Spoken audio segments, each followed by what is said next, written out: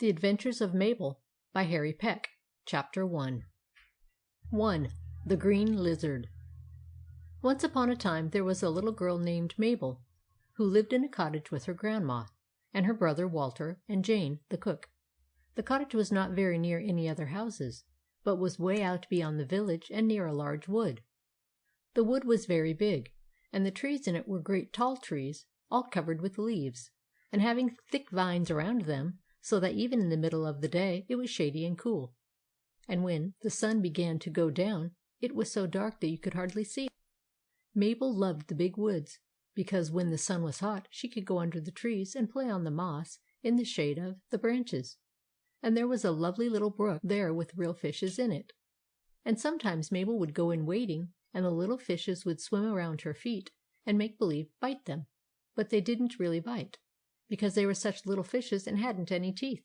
And ever so far down in the woods, where it was very shady, Mabel used to find strawberries growing and blackberries, and little red checkerberries all under the green leaves.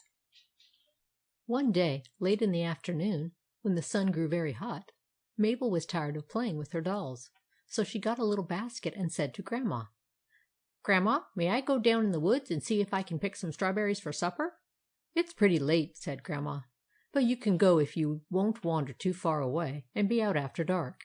You know, Mabel, there are animals in the woods that might hurt you, and they come out from their caves as soon as it begins to grow dark." "Oh, I'm not afraid of animals, and I won't be late," said Mabel. "I'll pick you a basket full of strawberries, and then I'll come straight home." So off she went with her little sunbonnet on her head, and with her basket on her arm, down into the big shady woods.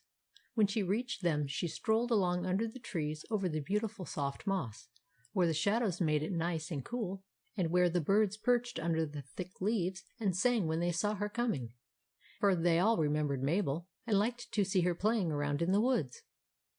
Pretty soon she looked for the place where the strawberries were, and she picked and went further and further into the bushes, until she had gone a long way, and had filled her little basket nearly full of ripe red berries.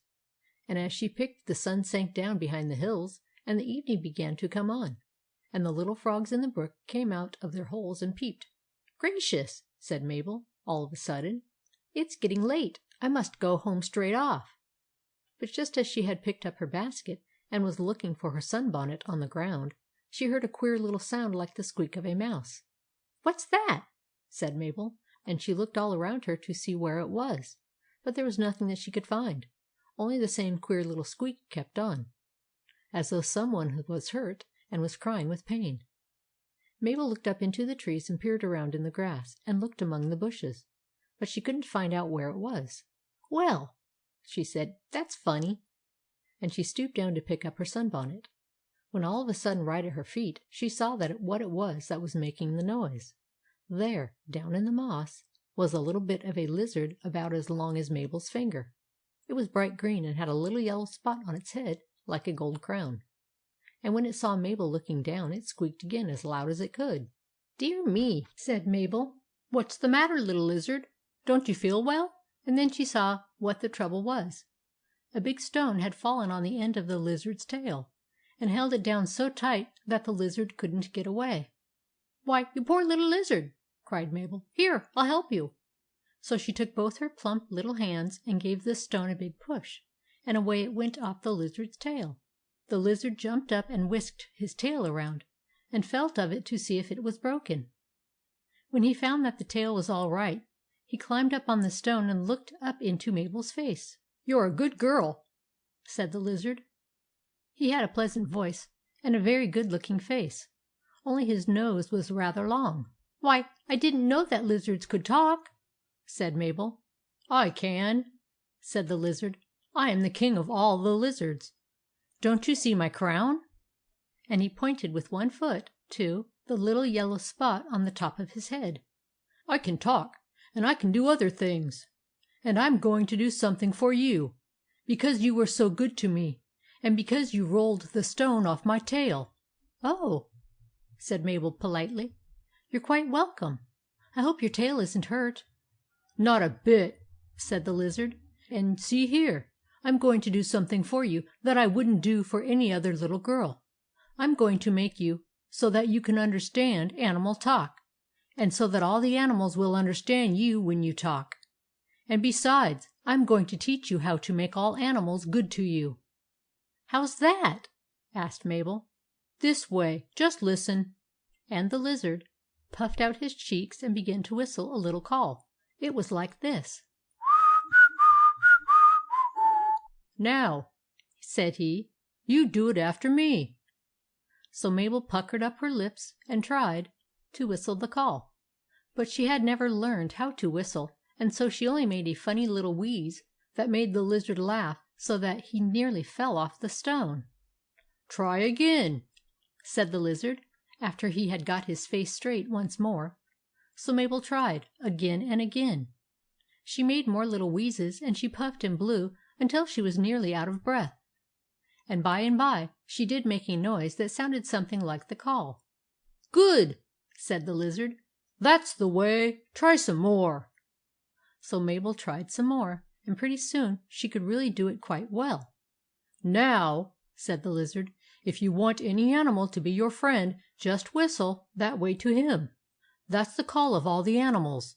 Be careful, and don't forget it. Good evening." And before Mabel knew what he was doing, the lizard had jumped off the stone and darted down into a hole in the ground. "Well," said Mabel, "that's the funniest thing I ever heard of. A lizard talking, and teaching me to whistle. But dear me, how late it's getting! I must hurry home as fast as I can." It really was growing very late. The sun had gone away from the sky, and the woods were so dark that Mabel could hardly see where she was going.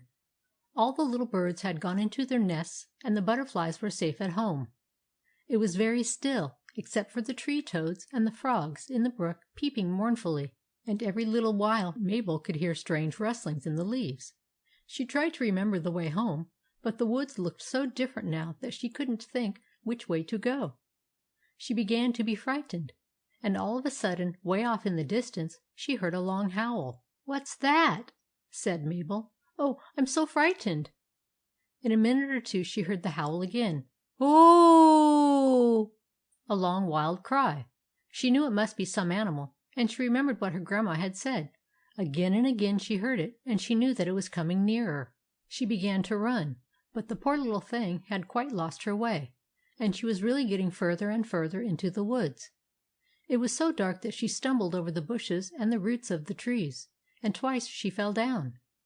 Nearer and nearer came the strange howl, and before long she could hear something moving through the bushes. She was now in an open place where it was a little lighter, and as she looked back, all of a sudden she saw a great wolf pushing through the underbrush and coming straight at her. He was twice as big as the biggest dog, and his long red tongue was hanging out of his mouth between his teeth. Mabel thought of Grandma and Walter, and how they would never know what had become of her. And then she remembered what the lizard had told her. The wolf was almost touching her, and she was frightened to death, but she made up her mind to try to whistle the call. Round she turned and looked right in the wolf's face. She could feel his breath. Her lips trembled, but she gave the whistle. "Ow!" said the great wolf, and he stopped as quick as a wink. Mabel whistled again. The wolf put his tongue in his mouth and hung his head down. Then Mabel saw that his face looked very pleasant, and she wasn't afraid any more. After all, he was just like a big dog. "Wolf," said Mabel, "I want you to be my friend." "All right," said the wolf. He had a big growling voice, and he spoke in wolf talk, but Mabel could understand what he said. "I've lost my way, Wolf," said she. "Please show me the way home. I live at Grandma's." "I know," said the wolf. "I've seen you playing around in the daytime. Put your hand on my neck and I'll show you the way." So Mabel put her hand on the wolf's neck, and they went along together. His fur was very soft and long, and Mabel rested her hand on it as she walked, for she was very tired. On they went through the woods. The wolf was not much of a talker, and Mabel could not think of anything to say, so they kept very still. At last they got to the edge of the woods. "There!" said the wolf, pointing with his big paw, and Mabel could see through the dark her home with a bright light shining from the window. "Goodbye, Wolf," said Mabel. "Thank you very much. I knew you were a good wolf and wouldn't ever hurt little girls, would you?" "No," said the wolf in a rather queer voice, and Mabel thought he looked rather sheepish, and that he hung his head rather low. "Well, good night," said she, and she put her arms round his big furry neck and gave him a hug. "Oh!" said the wolf, and he licked her hands with his rough tongue, and then trotted back into the dark woods. Mabel's grandma was standing on the veranda. She was dreadfully worried because Mabel was so late. "Mabel! Mabel!" she called as she looked out into the dark. "Yes, Grandma," said Mabel, and Grandma just rushed down the steps when she heard the little voice, and gave Mabel a whole lot of kisses, for she had been afraid that her little girl would never come back home again. After Mabel had had a fine supper in her high chair in the cozy dining room, and when Grandma had undressed her and was putting her to bed, she said, "Oh, Grandma, I left my strawberries in the woods." "Never mind, Mabel," said Grandma. "We can go together to-morrow and get them. But now I want to tell you how frightened I was to have you out so late. Don't you remember I told you there were animals in the woods? Well, this afternoon your Uncle Robert was here, and he said that only yesterday, when he was going along the path, he saw something in the bushes that looked like a wolf. Think of that!" "Oh!" said Mabel. "I don't believe a wolf would hurt a little girl, do you, Grandma?" "What, a wolf?" "Mabel, a wolf is the worst animal in the world. If you had met up with a wolf, he would have eaten you all up, every bit of you." Mabel didn't say anything, but she laughed a little to herself, and then turned over in her crib, and curled up on her soft white pillow and went fast asleep. End of chapter 1.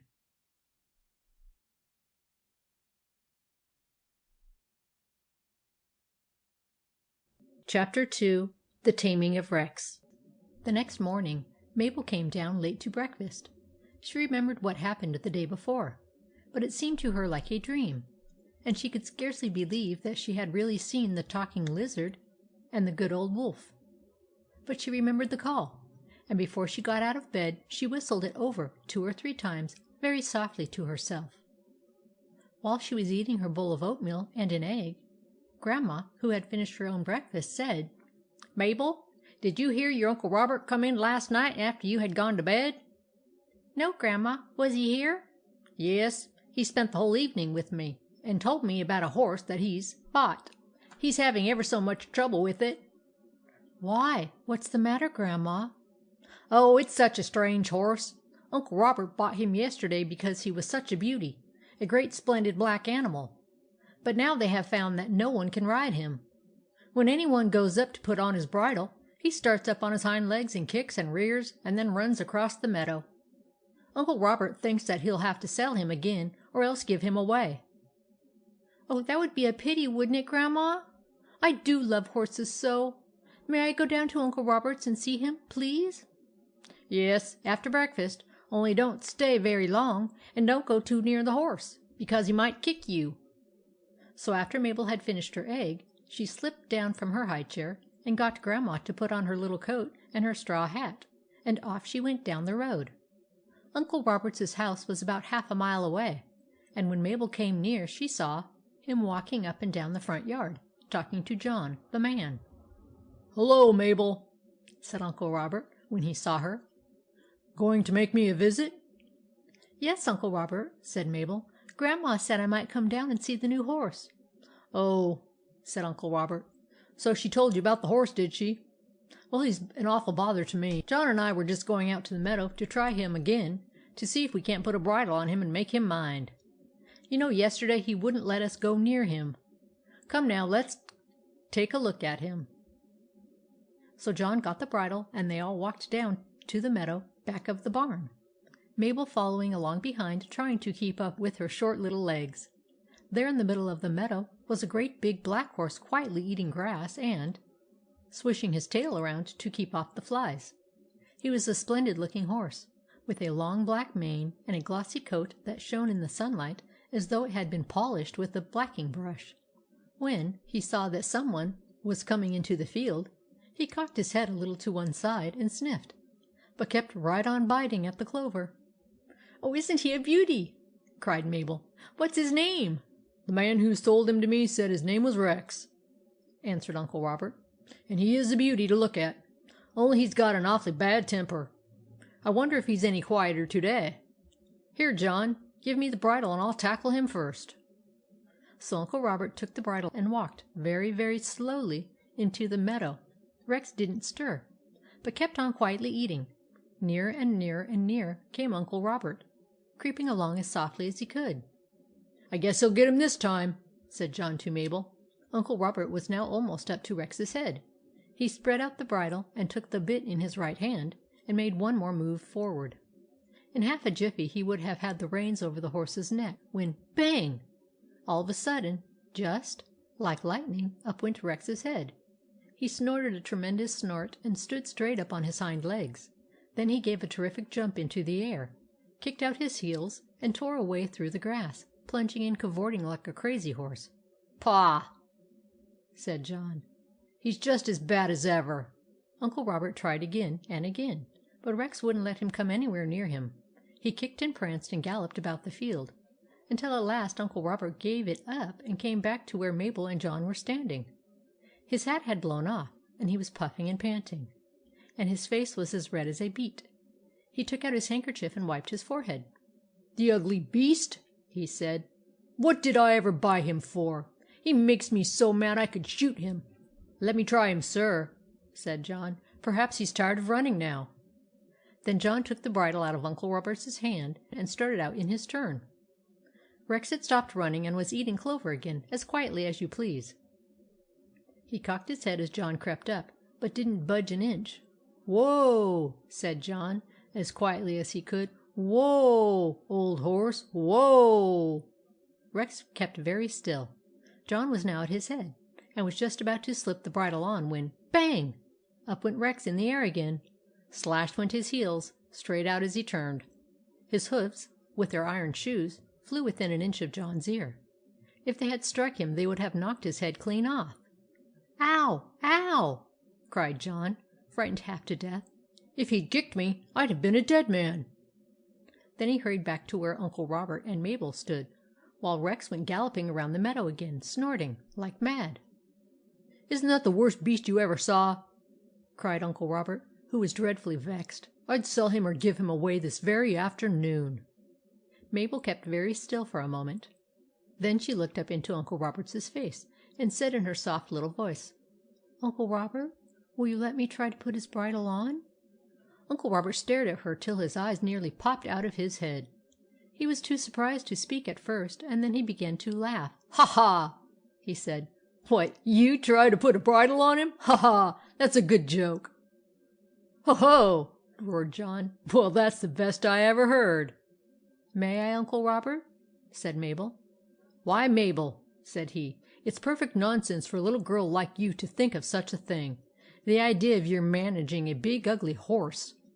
"Sure," said John. "You're only a little baby yet, and the horse would eat you up or kick you away across the lot." "Well," said Mabel, "I couldn't do any worse than you did, anyhow." Mabel was angry. She didn't like to be called a baby when she was nearly 6 years old. Then she turned to Uncle Robert and said, "Please, please let me try." Uncle Robert laughed again. "Well, Mabel," he said, "he'll just run away when you go near him, so it won't do any particular harm. But you're a silly little girl to think that you can do what John and I couldn't. Why, you're so small you'll make the horse laugh to see you coming up to him with a bridle." "Never mind," said Mabel stoutly. "I'd like to see a horse laugh. If I can't put his bridle on him, I'll come back again." So she swung the bridle over her little arm and started out through the clover. She was so small that the clover blossoms came up almost to her neck, and her fluffs of yellow hair touched them as she walked along. It was a pretty picture that she made, moving through the thick green grass, and perhaps this was why Rex stopped munching clover long before she came near him, and began looking at the little figure that was marching straight toward him as he stood with his head high up in the air. Perhaps, though, he thought that he could frighten her when he saw how small she was, for he pawed the ground and snuffed the air, and shook his mane at her. And when she came near him, he began to lash his tail as though he were very fierce. But Mabel looked up at him, and held out her hand, and as he lifted his hoofs, she whistled the lizard's call. Rex stopped as though he had been shot. He pricked up his ears and looked at her very hard. Then Mabel whistled the call once more. "Good old horsey," she said to him. "You won't run away from me and be a bad horse, will you?" Then she whistled the call for the third time. Rex put his head down low and gave a long, soft whinny. "Come here, Rex," said Mabel, and the big horse walked quietly up to her and rubbed his nose on her cheek, whinnying gently, all the time as if he had been only a little colt. Uncle Robert and John couldn't believe their eyes. They were too far away to hear her whistle the call, so they just stood there and wondered how on earth Mabel was making friends with the horse. "Open your mouth, Rex," said Mabel. He opened his mouth, and she slipped the bit in between his teeth. Then she drew the bridle over his ears and fastened the strap as she had often seen men do when they harnessed horses. "Now, Rex," said Mabel, after she had patted his nose and smoothed his neck, "I want you to come up to the fence so that I can climb up on your back and ride you." Rex whinnied again and walked slowly up to the high stone wall near by. Then Mabel clambered up on the wall, and from the wall she crept upon Rex's broad back and took hold of the reins. When he felt her sitting on him, he stood up in the air on his hind legs, but he did it so slowly that Mabel didn't mind it, for it felt as though she was on a big rocking chair, and she held on tight by the reins and Rex's mane. Then, when all his 4 feet were on the ground again, she spoke to him once more, and he started off with her across the meadow to the place where Uncle Robert and John were standing. As soon as he got there, he stopped and stood beside them perfectly still, with Mabel laughing on his back. "Oh, Mabel, Mabel!"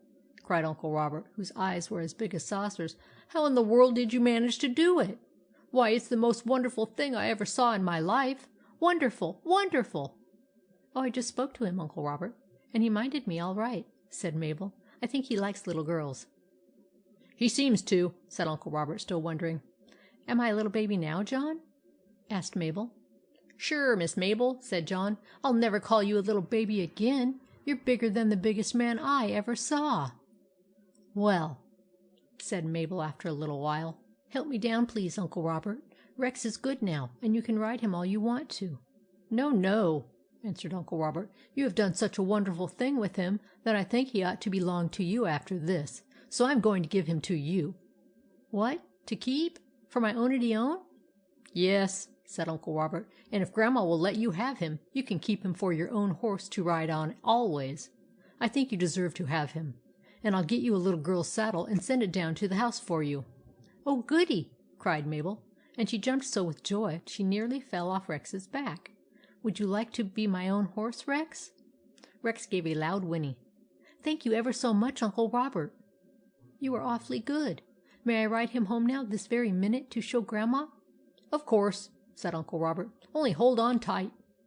So Mabel spoke to Rex, and off they went, slowly cantering down the road to Grandma's.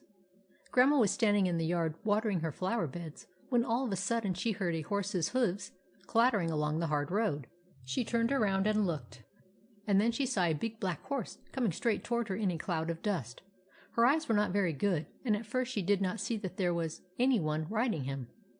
"Dear me," she said to herself, "that must be Robert's new horse. I wonder if he's broken loose and run away." But in a minute she noticed something like a little white bundle perched up on his back, and a second or two later she saw that it was Mabel, laughing away as she rode the great horse right through the gateway, and over the lawn till she stopped him at Grandma's side. "Mabel, Mabel!" cried out Grandma. "You on a horse's back? Why, how can you ride like that? Aren't you afraid of falling off?" "Oh, no," said Mabel. "It's lots of fun. And, Grandma, Uncle Robert has given me Rex for my ownity own horse to keep as long as I live. And please let me have him. There's room in the barn for him, and I'll feed him every day and take good care of him. And oh, won't it be lovely?" Dear me," said Grandma, who didn't know what to make of it all. "I never heard of such a little girl riding a big horse. Why, Mabel, it's wonderful." "That's what Uncle Robert said," answered Mabel. "But you will let me, won't you?" "Why, yes," said Grandma. "But I'm so surprised I don't know what to say. Dear, dear!" By this time Mabel had ridden Rex to the barn, and climbed down off his back on the chicken coop and led him into an old stall. Then she got a rope for his halter and tied him to the manger. Her brother Walter, who didn't yet know what it all meant, helped her put straw in the stall for a bed, and got a pail of water.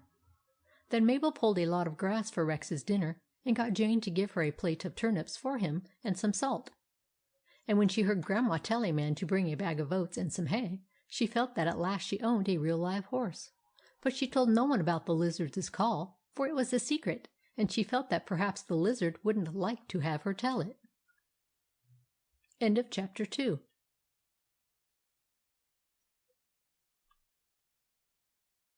Chapter 3. The Frogs at the Bridge. Mabel was very happy with Rex, and every day she took more and more pleasure in him. Each morning she would run out to see him before breakfast, and when he saw her coming he would neigh and stamp. Then, after she had had her own breakfast, she would go again to the barn to feed him. She always piled his manger full of sweet-smelling hay, and mixed his oats and his meal with her own little hands, and she fed him bundles of rich clover, and pieces of apple, and bits of fresh green cornstalks. Mabel and Rex were the best of friends.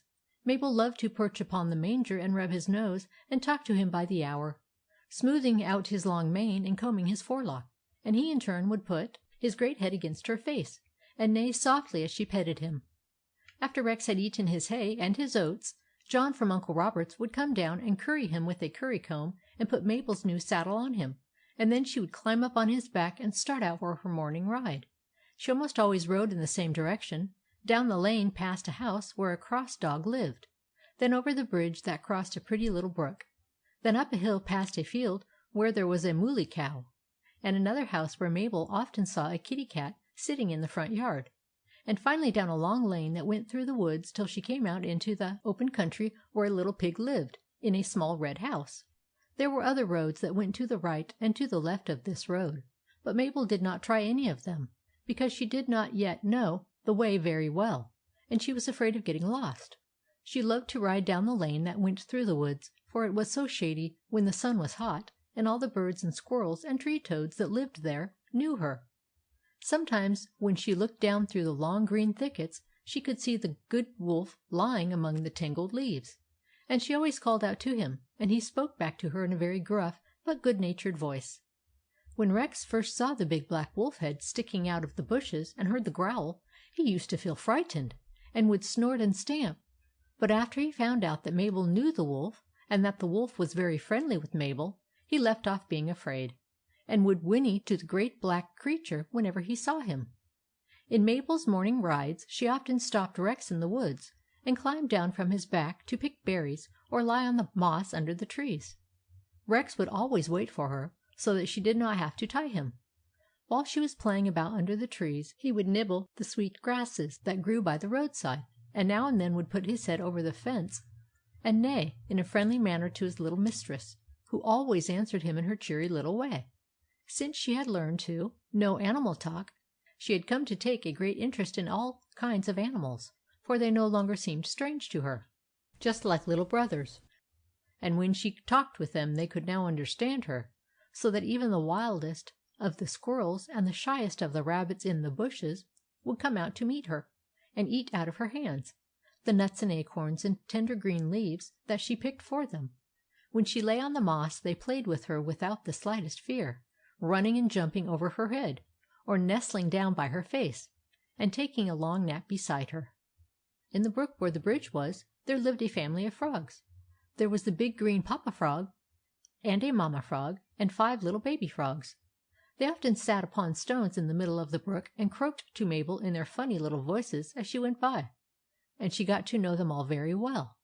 One day all 7 of the frogs were out in the middle of the bridge, fast asleep in the sun, when Mabel came riding along. They were right in the way, and Mabel was afraid that if she tried to cross the bridge, Rex might step on some of them and crush them.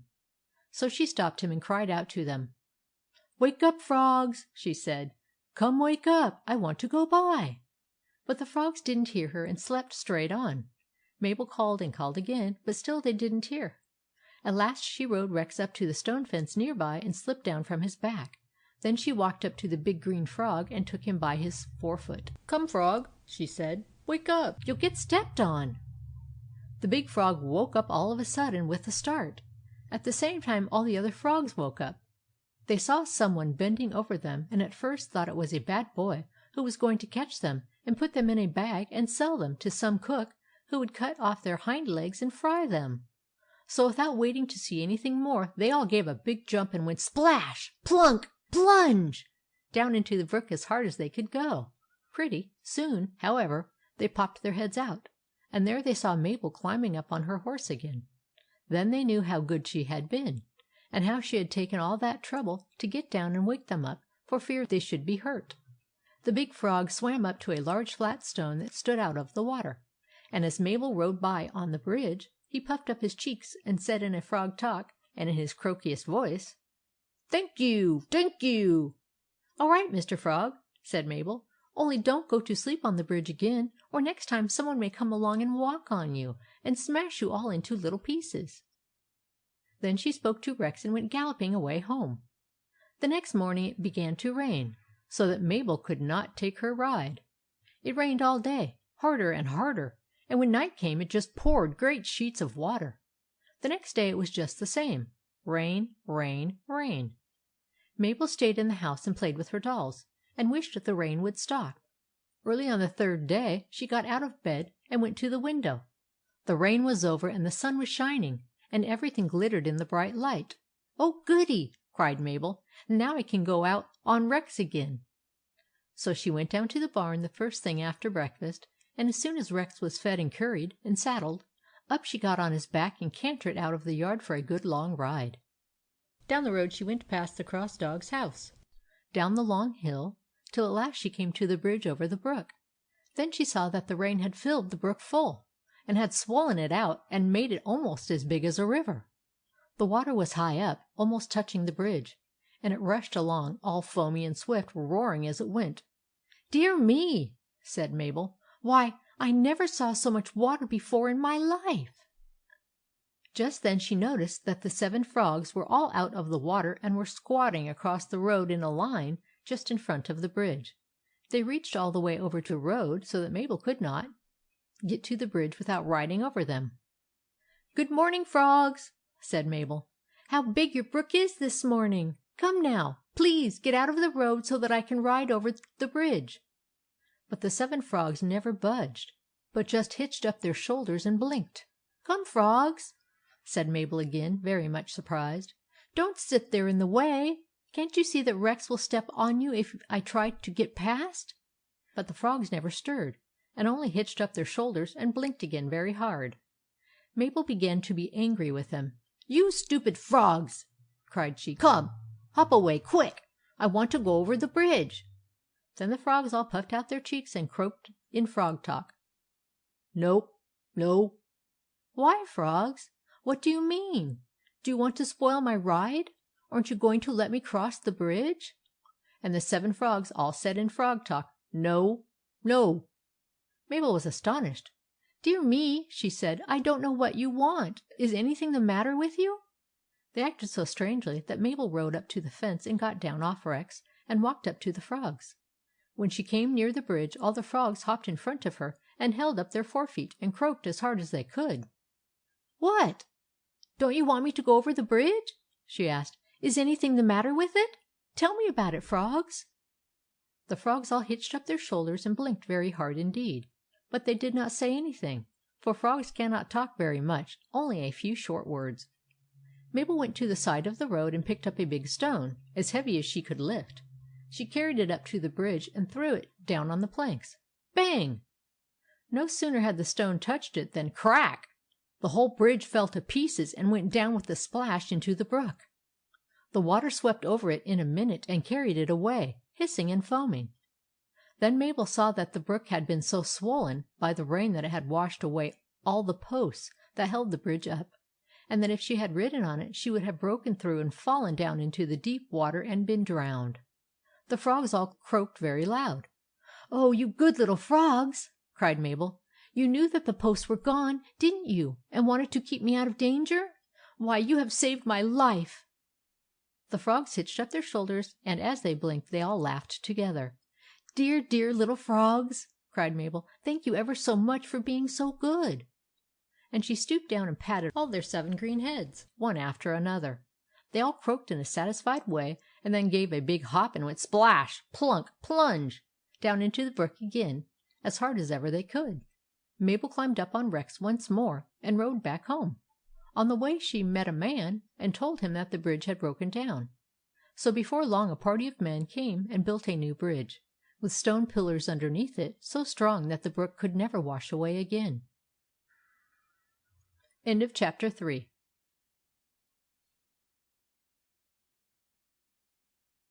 Section 4. The Robbers. One morning Mabel sat eating her breakfast with Grandma and Walter, when she heard a sort of knock at the front door. "What's that?" said she. "The postman?"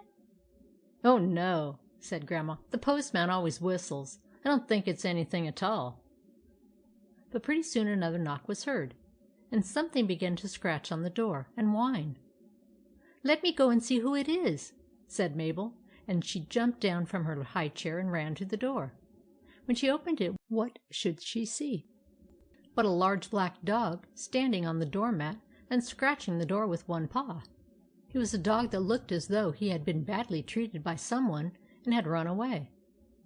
He was very thin, so that his bones stuck out all over him, and his eyes were sunk deep down in his poor bony head. He was all splashed with mud, and his hair was matted close to his body. When he saw Mabel, he crouched down as though he thought she was going to beat him, and whined pitifully. "What do you want, doggie?" asked Mabel. Her voice was so kind, and she looked so pleasant, that the dog knew that she was not going to hit him, and he wagged his tail feebly and began to lick her hand. "Poor old dog," said Mabel. "You look awfully hungry. See, Grandma, here's a dog." Grandma came to the door and looked at him. "Oh, what a miserable, dirty-looking dog!" she said. "Come in, Mabel, and shut the door. Perhaps he's an ugly dog and he will bite you." "Ah, no, he won't," cried Mabel. "And, Grandma, let me give him some breakfast. I don't think he's a bad-looking dog at all. He's only muddy because he's been running along the roads. You wouldn't bite me, would you, doggie?" The dog put his nose up into the air and gave 3 loud barks, as if to say, "No, no, no!" "There, Grandma, I knew he wouldn't. Come now, let me give him something to eat." So Mabel went to the breakfast table and got a big plate. On it she put 3 or 4 chopped bones with plenty of meat on them, a large piece of omelette, some bread, and a bit of buttered toast. Then she carried the plate out to the veranda and set it down beside the dog. Oh, how he wagged his tail and jumped when he saw it! But hungry as he was, he wouldn't touch a scrap of food till he had licked Mabel's hand again, as if to thank her for being so good to him. Then he just rushed at the plate, for he was nearly starved, and ate as hard as he ever could. First he gnawed every bit of meat off the chop bones, then he gobbled the omelette and then the toast. Finally he licked the plate clean and went back to the bones again, crunching them all into little pieces between his teeth. "Well, you are hungry," said Mabel. "I'll give you something more." So she brought him out a large bowl of warm milk with some oatmeal in it, and she watched him as he lapped it up with his long tongue down to the very last drop. While she was standing there, Grandma came by and looked at him. "Now, Mabel," she said, "as soon as he has finished, drive him away. We don't want such a looking dog as that around." "Oh, but he isn't really so bad looking," answered Mabel. "He's just a little muddy." Grandma went upstairs, and as soon as she was out of sight, Mabel ran into the kitchen and got Jane to give her a large bowl of warm water and a sponge, and a cake of soap. Then Mabel sat down beside the dog and dipped the sponge into the water. "I'm going to give you a nice bath, doggie," said she, and he wagged his tail and stood very still. First Mabel soaked the sponge full of warm water and wiped off the mud from the dog's face.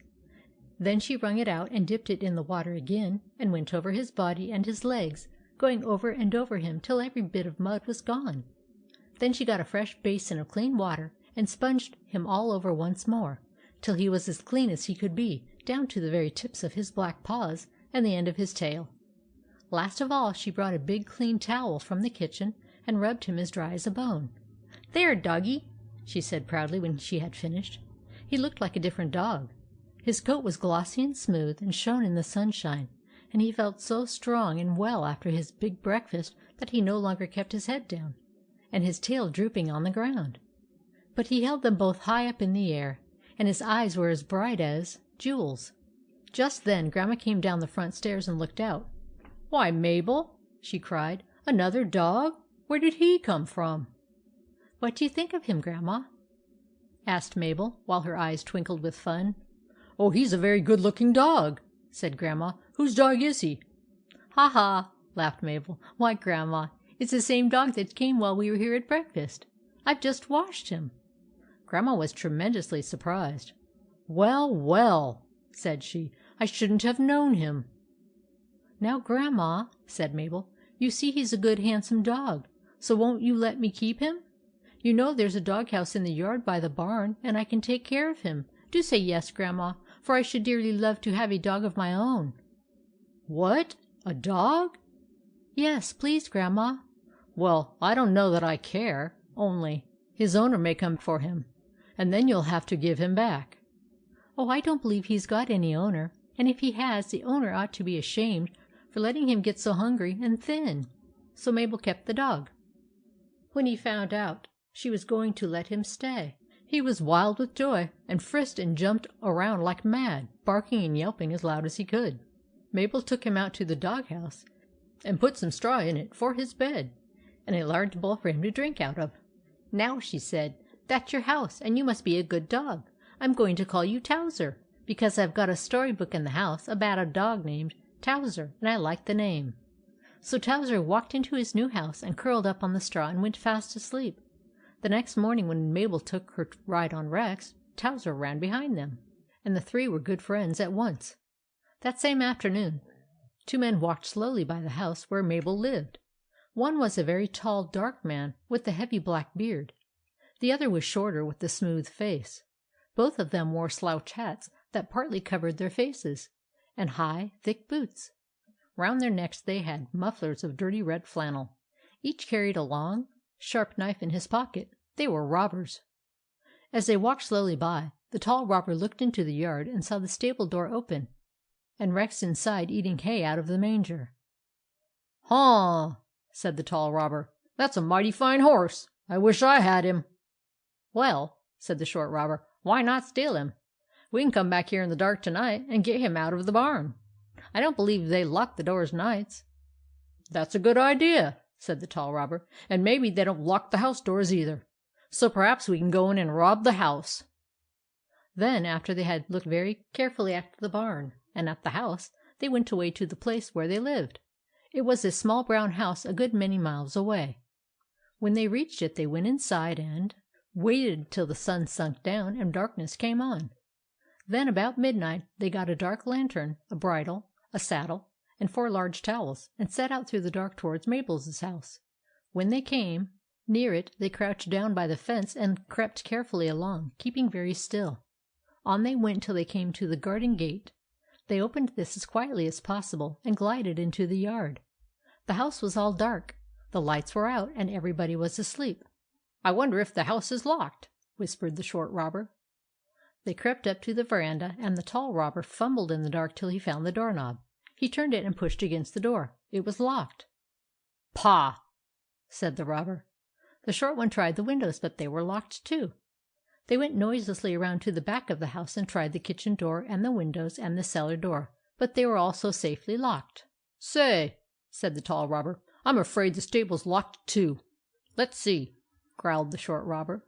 They made their way silently up to the stable door. One of them put his hand on the big wooden latch and pushed it. "Ha!" said he, "this ain't locked. Good!" They opened the great barn door and went inside. When they found themselves safely in, the tall robber took the dark lantern out of his pocket and flashed the light around. There was Rex standing in his stall, half asleep. He opened his eyes when he saw the light, and wondered what was going on, and who these men were. "Come," said the tall robber, "let's get him out." They untied his halter and led him out of the stable upon the soft grass.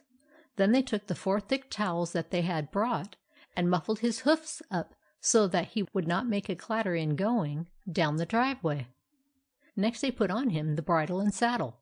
Poor Rex was still half asleep, and had a sort of notion that they were the blacksmith's men who had come after him, so he kept quiet and let them do whatever they wanted to. Finally the tall robber got up into the saddle and took the reins, and the short robber climbed up behind him. They clicked to Rex, and he started slowly down the drive to the road.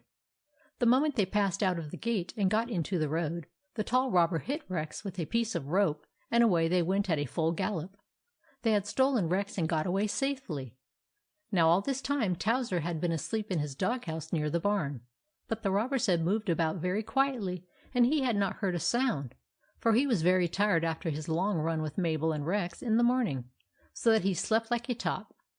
But when Rex began to gallop down the road, the sound of his hoofs, even though they were muffled up in the towels, startled Towser, and he sat up in the doghouse and looked sleepily out into the darkness. As he did so, he got a glimpse of two figures riding swiftly away down the road and finally disappearing. Then he looked all around, and in an instant he saw that the barn door was wide open. His eyes nearly jumped out of his head. He gave one big growl and ran to the barn and looked in. Rex was gone. Oh, how badly Towser felt then!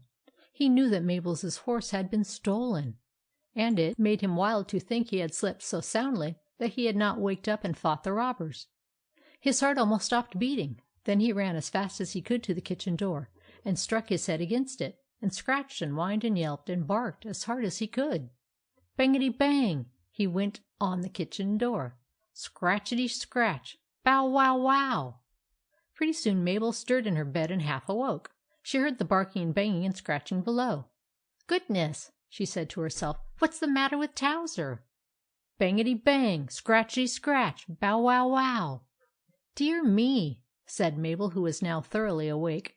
"I'd better go down and see what he wants, or he'll wake up Grandma, and she'll be angry with him." So up she got in her little nightie and went pattering down the stairs in her bare feet to the kitchen door. She turned the key and opened the door, and there was Towser, barking and yelping like mad. "What's the matter, Towser?" said Mabel. "What do you want?" For answer, Towser leaped up and put his paws on her shoulders, and then darted off toward the barn. Then he came back and pawed her again, and once more darted off. This he did 3 or 4 times, every time barking as loud as he could. Mabel was puzzled. She could not understand what he wanted. "Why, Towser," she said, "I think you're going mad." Just then Walter, who had also been awakened by the noise, came downstairs, partly dressed and with a candle in his hand. "Oh, Walter," cried Mabel, "see how strangely Towser acts. He paws at me and then runs out into the dark, and then runs back and paws at me again. What do you suppose he wants?" "Why, it looks as though he wanted you to go somewhere," said Walter. "Here, I'll go with him." So Walter went out with the candle, for the night was very still. Towser gave 3 loud barks and ran straight toward the barn. Walter followed, and in a minute he saw that the barn door was wide open. He looked in and found that Rex was gone.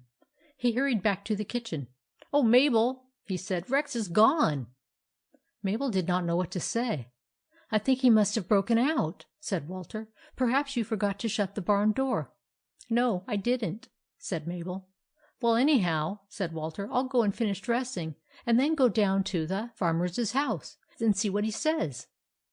In a few minutes Walter had dressed, and with a lantern in his hand he ran down to the road to the farmer's house. He knocked at the door and waked up the farmer, who dressed himself and followed Walter back to the barn. By this time Grandma had come down and heard about what had happened. She dressed Mabel and herself, and they both came out into the yard. The farmer went into the barn and looked all around by the light of Walter's lantern. "Huh!" he said. "That horse didn't break away, because his halter's here, and it's been untied." Then he went outside again and held the lantern down to the ground. "Footprints!" he said. Then he looked at the grass and found it all trampled. "2 men have been here," he grunted. "Robbers! The horse has been stolen. You'll never see him again. Why didn't you have a lock for the barn?" Mabel burst into tears. Her dear Rex stolen! Never to see him again! She cried as though her little heart would break. "It's no use crying," said the farmer. "By this time he's miles away from here. Well, well, it's a bad business, but there's nothing to do. Good night." And he gave the lantern back to Walter and walked off down the road through the darkness to his own house. Grandma carried Mabel up to bed again, tried her best to comfort her. But the little girl kept sobbing and crying and would not stop. "Oh, my poor Rex," she said. "They've taken him away, and I'll never see him any more." and we had such good times together, the dear, dear thing. And now maybe they won't give him enough to eat, and perhaps they'll be bad to him." So she cried and cried all night long. Out in the darkness in the yard lay Towser, thinking about everything that had happened. He thought how good Mabel had been to him, and how she had given him a nice home. And then he remembered how he had slept too soundly and had not waked up, so that the bad robbers had stolen his little mistress's horse away. "I'm no good at all," he said to himself. "Even a poodle would have done better than I did. I ought to be killed." And when it was morning again and Mabel came down with her eyes all red from crying, he felt worse than ever. She would not eat any breakfast, but went out and sat on the manger just as she used to do when Rex was there, and her tears fell down her cheeks, and as she thought how she would never see him again, Towser's heart nearly broke with grief as he lay on the grass and watched her cry. All the morning he lay there, with his nose between his paws, thinking. When Mabel went back into the house, he still stayed there, keeping his eyes fixed on the barn, and on the marks of the robbers' feet in the dust. Oh, if he could only do something for Mabel! Presently a thought flashed into his head. He noticed the footprints further down the drive, and the marks on the grass where the robbers had ridden Rex out of the yard. He pricked up his ears, and sat up on his hind legs. He wagged his tail. "There is something that I can do, after all," he said. Then he trotted across to the footprints and began sniffing at them. He had a keen nose, like all dogs, and he sniffed and smelled on the ground for a long time. "I could find them by the smell," thought he. In an instant he began following the hoofprints on the grass with his nose close to the ground. He didn't stop to think what he would do if he should find the robbers, but he started down the lawn to the front gate, still sniffing. He was very eager. His tail was in the air, his eyes were big with excitement, and as he went out of the gate he gave a big bark. One last look behind he gave, and saw Mabel standing by the window, drumming her fingers on the panes, and with her eyes still red with tears. She took no notice of Towser as he went by. "Poor little thing," he said to himself. "I'll do something for you as sure as I'm a dog." So out into the road he went, sniffing as hard as ever he could. It was a very hot day, and the sun shone down like fire. It blazed on Towser as he went along the open road, till he was half melted by the heat. The dust flew up into his nose and filled his eyes, and when he opened his mouth to pant, it blew down his throat and choked him. People looked at him curiously as he went nosing his way along, and one bad boy threw a big stone at him and hit him in the hind leg so that it made him limp at every step. But he kept right on following the trail of Rex. Sometimes he lost it for a few minutes, but he always found it again and went on, past the house where the cross dog lived, over the bridge where the frogs sat on the stones in their brook, by the Mooly Cow's house and the Kitty Cat's house, through the dark woods where the Good Wolf hunted, beyond the Little Pig's red house, on, all the afternoon. Late in the day, just as the sun was setting, the hoof tracks turned aside from the road and seemed to go into a yard. Towser stopped and looked up. It was a great yard with a high stone fence around it, and an iron gate which was half open. Towser peered in, and saw a dark, gloomy-looking house, with its blinds closed tight and great bars on the door. Rusty red stains were streaked across the steps. Towser's heart stopped beating. He knew that this must be the robbers' home. He peeped in between the stone gate posts and wondered where Rex was, but he did not dare to go in for fear the robbers would kill him. Pretty soon, however, he crept around the outside of the fence, crouching on the grass, until he had gone all the way around to the back of the house, still hidden by the fence. Then he lay down quite worn out. He wanted to look over the fence to see what there was in the backyard, but he was afraid that the robbers might be there. Before long, however, he could not hold himself in any more. So he stood up on his hind legs and put his forepaws on the top of the fence and peeked very cautiously into the yard. Then his heart gave a great jump, for there under a tall apple tree stood Rex. The big black horse was tied fast to the limb of the tree by a thick rope, and he looked very sad. Towser was so delighted to see him that he forgot all about the danger and gave a tremendous bark. Rex turned his head as quick as a flash, and there was Towser's face looking at him over the top of the wall. Rex gave a great jump of joy and lashed his tail and whinnied loudly. Just then the tall robber hurried out of the house. He had a red shirt on, and a broad leather belt with a big knife stuck in it. He looked very ugly, for he was scowling horribly. "What's all this noise?" he snarled as he went up to Rex. "Stop it, I say!" And he struck Rex with his hand, slap, right across the nose. "I heard a dog, too," said the tall robber, and he began to look all around the yard. Towser crouched flat on the ground behind the wall, and kept as still as a mouse. "Ha!" said the tall robber. "I'm sure I heard a dog." But after looking all about he could not see Towser, so at last he went back into the house and shut the door with a bang. Towser had been frightened half to death, so he still lay very quiet behind the wall. By this time it was evening, and it was growing darker and darker all the while. But Towser made up his mind not to do anything more till the robbers had gone to bed. He was so tired that he wanted to take a nap in the grass, but he felt that it would not be safe, so he just lay there and listened and waited. About 9 o'clock the short robber came out and walked around the yard. He was not so bad as the tall robber, and before he went in Towser heard him giving Rex a pail of water to drink. The robbers locked up their houses soon after, but there was a light in the upper windows, and Towser could see them inside walking back and forth. About midnight, however, the light went out, and then he knew that they had gone to bed. He sat up on his hind legs. "Now is the time," said he, and with one big bound he jumped right over the wall into the robbers' backyard. The moon began to come out from behind a cloud, and he saw Rex, and Rex saw him. Neither made a sound, however, for fear the robbers should hear them, but they rubbed their noses together for a moment, and laughed softly to themselves. Towser put up his mouth and began to feel of the rope by which Rex was tied to the tree.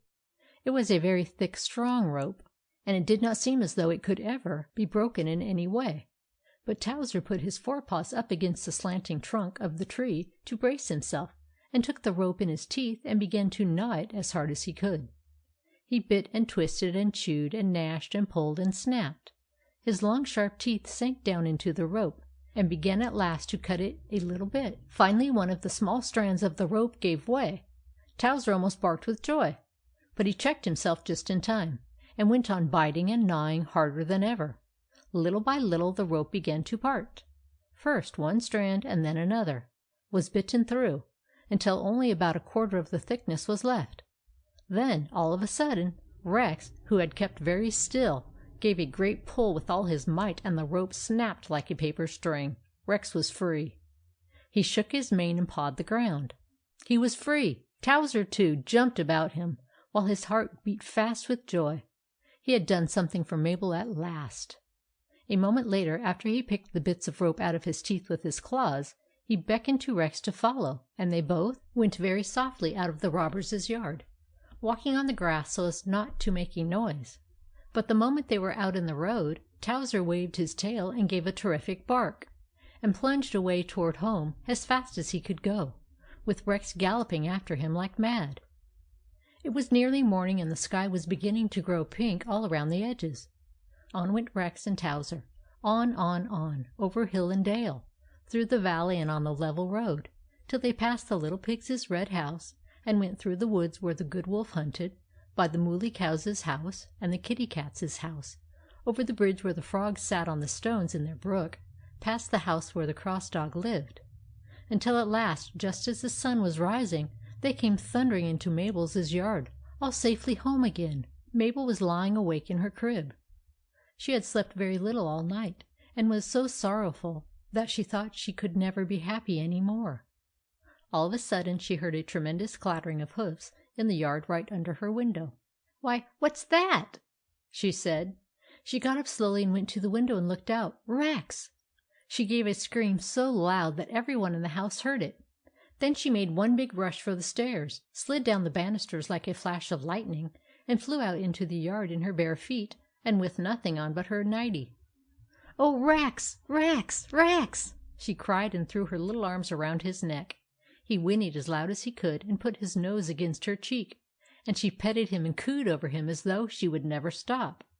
By this time Grandma and Walter and Jane, the cook, had all come down, and were looking on in astonishment. They could not understand how Rex had come back from the robbers. Poor Towser lay on the grass with his tongue out of his mouth, and his coat covered with dust, but no one noticed him at all or cared anything about him. He was tired and hungry and lame, and he was the one who had found Rex and brought him back from the robbers. so he hoped that Mabel would speak at least one word to him. But he saw that she wasn't thinking of him at all, and as he looked up wistfully at her, two big tears came into his eyes. Just then the farmer came by on his way to milk the cows. When he saw Rex standing in the yard, he walked in. "Well, well, well," he said, "if there ain't your horse back again! How did you get him?" "He came back himself," said Mabel. "I don't know how he did it." The farmer saw the rope hanging to Rex's neck. "Must have broke his rope," said he. "Here, let's look. Why, this rope ain't broken, it's bit. Looks as though a dog had gnawed it. Mighty curious thing." At that moment he noticed Towser lying beside the driveway, and all covered with dust. "Hello, there's that dog of yours. Looks as though he'd been on a journey. Suppose he could have done it?" Everybody turned and looked at Towser. "Why, he was away all yesterday afternoon," said Walter, "and he didn't come back all night." Mabel ran up to Towser. "Tell me, Towser," she said, "did you go and get Rex back?" Towser stood up and wagged his tail and gave a great bark. "Did he, Rex?" said Mabel. Rex nodded his head yes, and gave a loud whinny. "Oh, you dear dog!" cried Mabel, as she ran and threw her arms around his neck with a big hug that nearly choked him. "You good, good dog! And I never noticed you!" Towser was so glad that he didn't know what to say. He just rolled on the grass and then jumped up and down and put his paws on Mabel's shoulders and licked her face. Pretty soon Jane brought out a big platter of meat and a bowl of milk for him, and he ate and ate as though he had never eaten anything before. "Eat away," said Mabel. "After this I am going to love you as much as I do Rex, and you shall always have everything you want."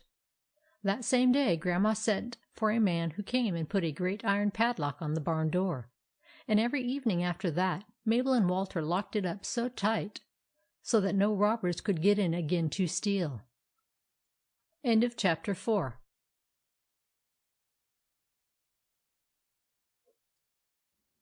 5. Rex Plays Policeman. About a week after Towser had brought Rex home, Mabel rode out one morning into the town, instead of going along the country roads, where she nearly always went. Grandma wanted to send a message by her to the iceman. When she reached the main street, she found great crowds of people there, because a regiment of soldiers was going to march through that morning, and everybody wanted to see them. There were flags in the windows, and the sidewalks were packed with men and women and children, all facing the street. As Mabel rode slowly along, suddenly Rex gave a snort. "What's the matter, Rex?" asked Mabel, patting him on the neck. But before she knew what he was doing, he had left the middle of the street, and was trotting right up to the sidewalk, still snorting. "Whoa, Rex!" said Mabel. But he would not whoa. Mabel was rather frightened, and looked hard at the crowd of people on the edge of the sidewalk to see what there was to make Rex act so strangely. Right at the front of the crowd she saw two men standing. One was a tall man with a black beard, and the other a short man with a smooth face. Both had mufflers of dirty red flannel about their necks, and they wore big boots. As soon as Rex got near them, he opened his mouth and made a rush at them as if to bite them. "Whoa! Whoa, Rex!" cried Mabel, pulling hard at the reins and trying to stop him. The two men turned very white when they saw Rex, and they tried to run back into the crowd. But the people were packed so closely together that they could scarcely move, and besides, everybody pushed forward to see what was the matter. Rex snorted and neighed fiercely as he snapped at the men, and they dodged and jumped to get away from him. Mabel kept pulling on the reins and calling out to Rex, when all of a sudden an idea flashed into her little head. "Dear me," she said, "the farmer thought there must have been two robbers who stole Rex. Maybe these are the very ones." She was fearfully excited. "Rex," she cried, "are these men the robbers who stole you?" Rex gave a tremendous snort. Mabel knew that she was right. She leaned over and pointed with her riding whip at the men. "Robbers! Robbers!" she cried. Just then two big policemen came running down the middle of the street to see what the matter was. They saw a great black horse holding a tall man by the coat, and another man struggling to get away through the crowd. The policemen rushed up to Rex and seized him by the bridle. "Here, here, little girl," they said. "What's the matter with your horse? Who let you ride such a dangerous animal?" The two men struggled frantically to get through the crowd. "Oh, policemen!" cried Mabel, pointing with her whip. "There are 2 robbers. Catch them quick! Hurry before they get away!"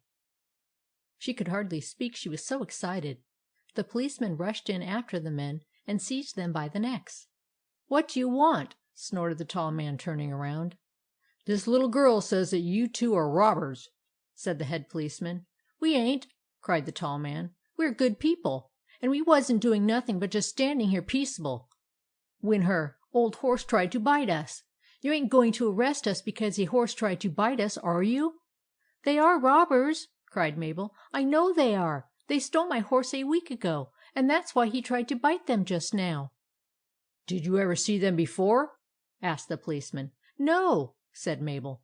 "Then how do you know that they are the men who stole the horse?" "Because Rex, that's the horse, said so," answered Mabel. The policeman laughed and looked doubtful.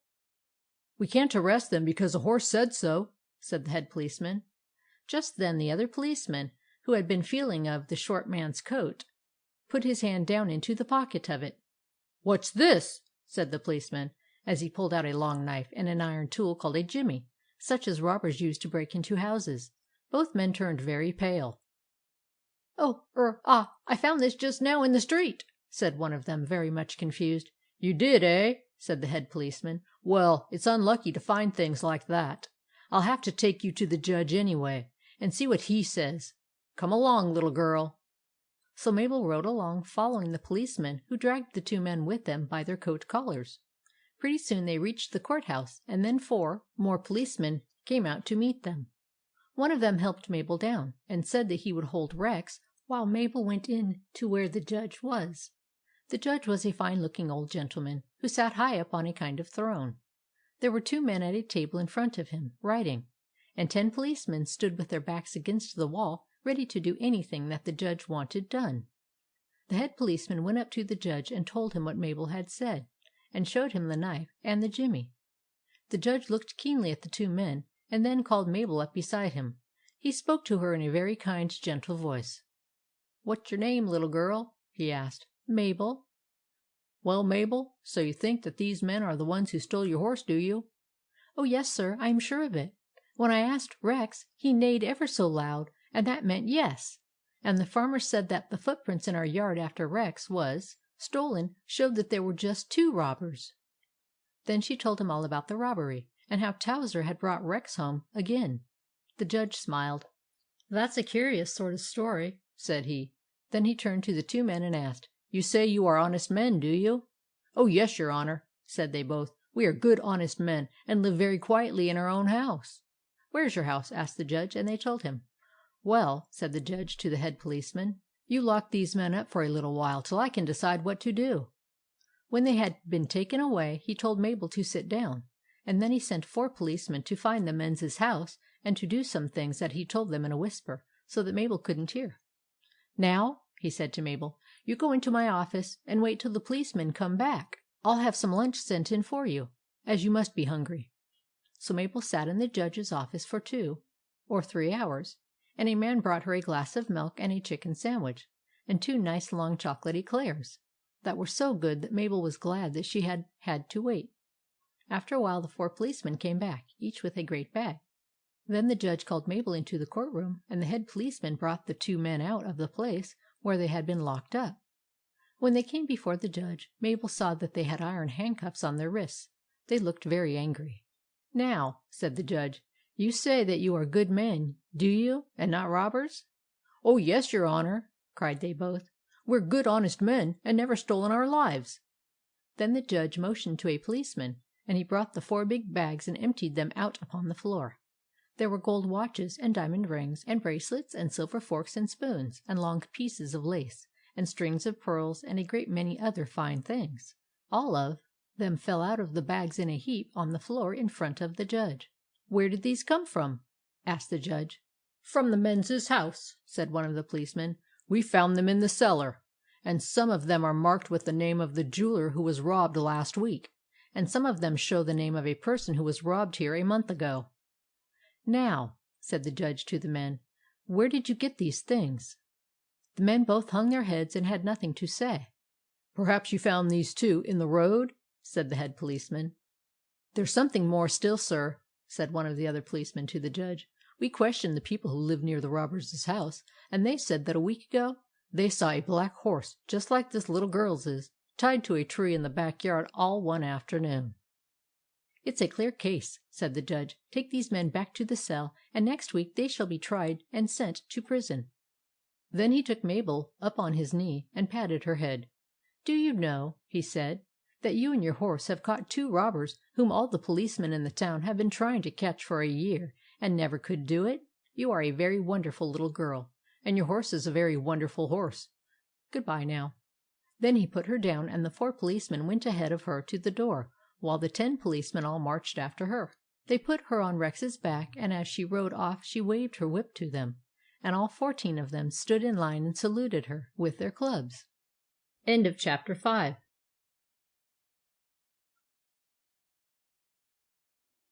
Chapter 6. Walter and the Goat. When Uncle Robert gave Rex to Mabel, Walter felt rather hurt to think that he had no pet of any kind for his own. And after Towser came he grew more and more unhappy. He was a whole year older than Mabel, and he was a boy too, and it seemed hard that she should have 2 animals and he none. He used to complain about it to Grandma, and she told him that perhaps he could have a pony when he grew older. But this did not satisfy him, and sometimes he was very sulky about it. One day, when both Mabel and Grandma were out, he said to himself that he would have a ride on Rex, because it wasn't fair that Mabel should have the horse all to herself. He led Rex out of the barn, and managed to get the bridle on him, and to climb upon his back. But the next minute Rex made a rush across the yard, and the clothesline caught Walter under the arms and pulled him off, and gave him a bad fall on the ground. When Grandma came home, she found Rex eating grass on the lawn, and Walter crying on the kitchen steps, with his legs and arms all black and blue. After that he didn't want to try riding Rex any more, but he made up his mind that he would like some kind of a pet that he would be better able to manage. At last, when his birthday came, he went down to see Uncle Robert, who always gave him a birthday present. This time Walter decided to ask for what he wanted. He found Uncle Robert sitting on a steamer chair under the big oak tree on the lawn, smoking. "Good morning, Uncle Robert," said Walter. "It's my birthday today." "So it is," said Uncle Robert. "You're getting on in life, aren't you? What do you think you would like for a present?" "Well," said Walter, hesitating a little, "I've been thinking it over, and I've made up my mind that I should like a goat." "A goat?" cried Uncle Robert. "Well, well, what do you want a goat for?" "Oh," said Walter, "a goat would be just splendid. I could play with him just as Mabel does with Rex, and I could harness him up to a goat wagon and make him carry me all around. It would be lots of fun.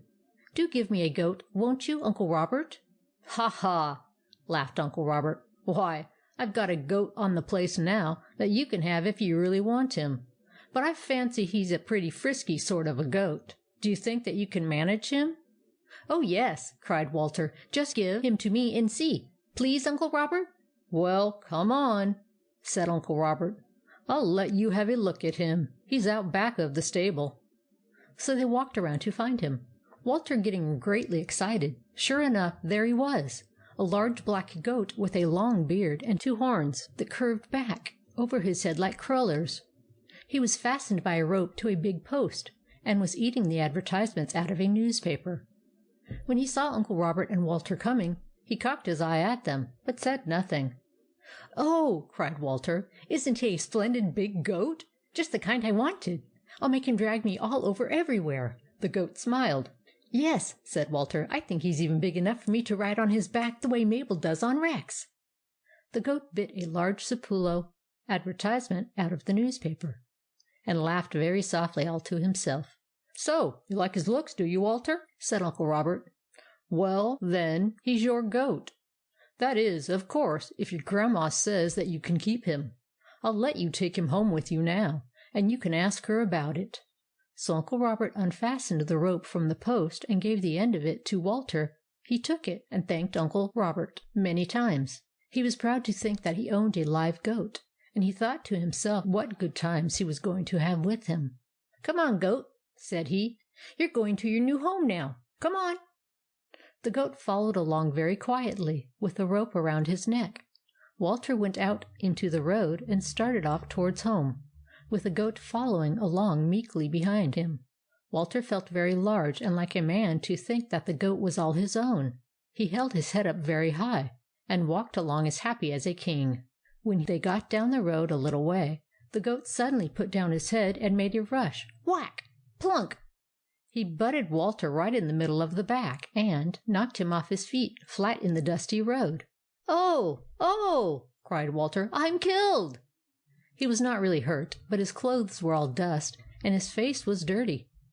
When he got up again, the goat was standing quietly by the side of the road, eating a large burdock leaf. He looked very thoughtful. "I think it must have been an accident," said Walter doubtfully.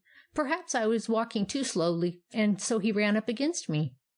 He picked up the rope again and called to the goat to come on. The goat took another bite of the burdock leaf and started along once more very meekly. Walter walked on, a little anxious at first, but pretty soon he began to think of how he would astonish Grandma and Mabel when he reached home. Just then the goat put his head down and made a second rush. Whack! Plunk!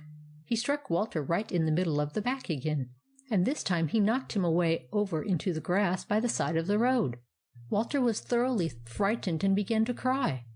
He did not dare to get up, but just lay there calling for help. Uncle Robert had been watching the two, and when the goat first knocked Walter over, he had walked down the road and followed him. He was now very near, though neither the goat nor Walter had seen him. When Walter began crying for help, Uncle Robert ran up. He took the rope, and with the thick end of it, he gave the goat a good whipping. The goat bleated with fright and pain. "There, take that, you brute!" cried Uncle Robert, as he gave the goat a last blow across the back. "If you play any more of your tricks, I'll tie you up and whip you with the carriage whip." Then he picked up Walter and comforted him. It was a long time before he could persuade him to lead the goat any more, but finally he succeeded, and the two went on again. This time the goat, who was very much afraid of Uncle Robert, kept very still and followed Walter quietly all the way home, like the best goat in the world. Grandma and Mabel were in the front yard when Walter led the goat in and told them this was Uncle Robert's birthday present to him. Grandma said that Walter might keep him, and they all went out into the back yard to see where he was to be put. Walter tied the goat to a clothes post and brought him some turnips to eat. "Tomorrow," said Grandma, "I'll have a man come and make a goat house for him, and I'll get the harness maker to make a little harness.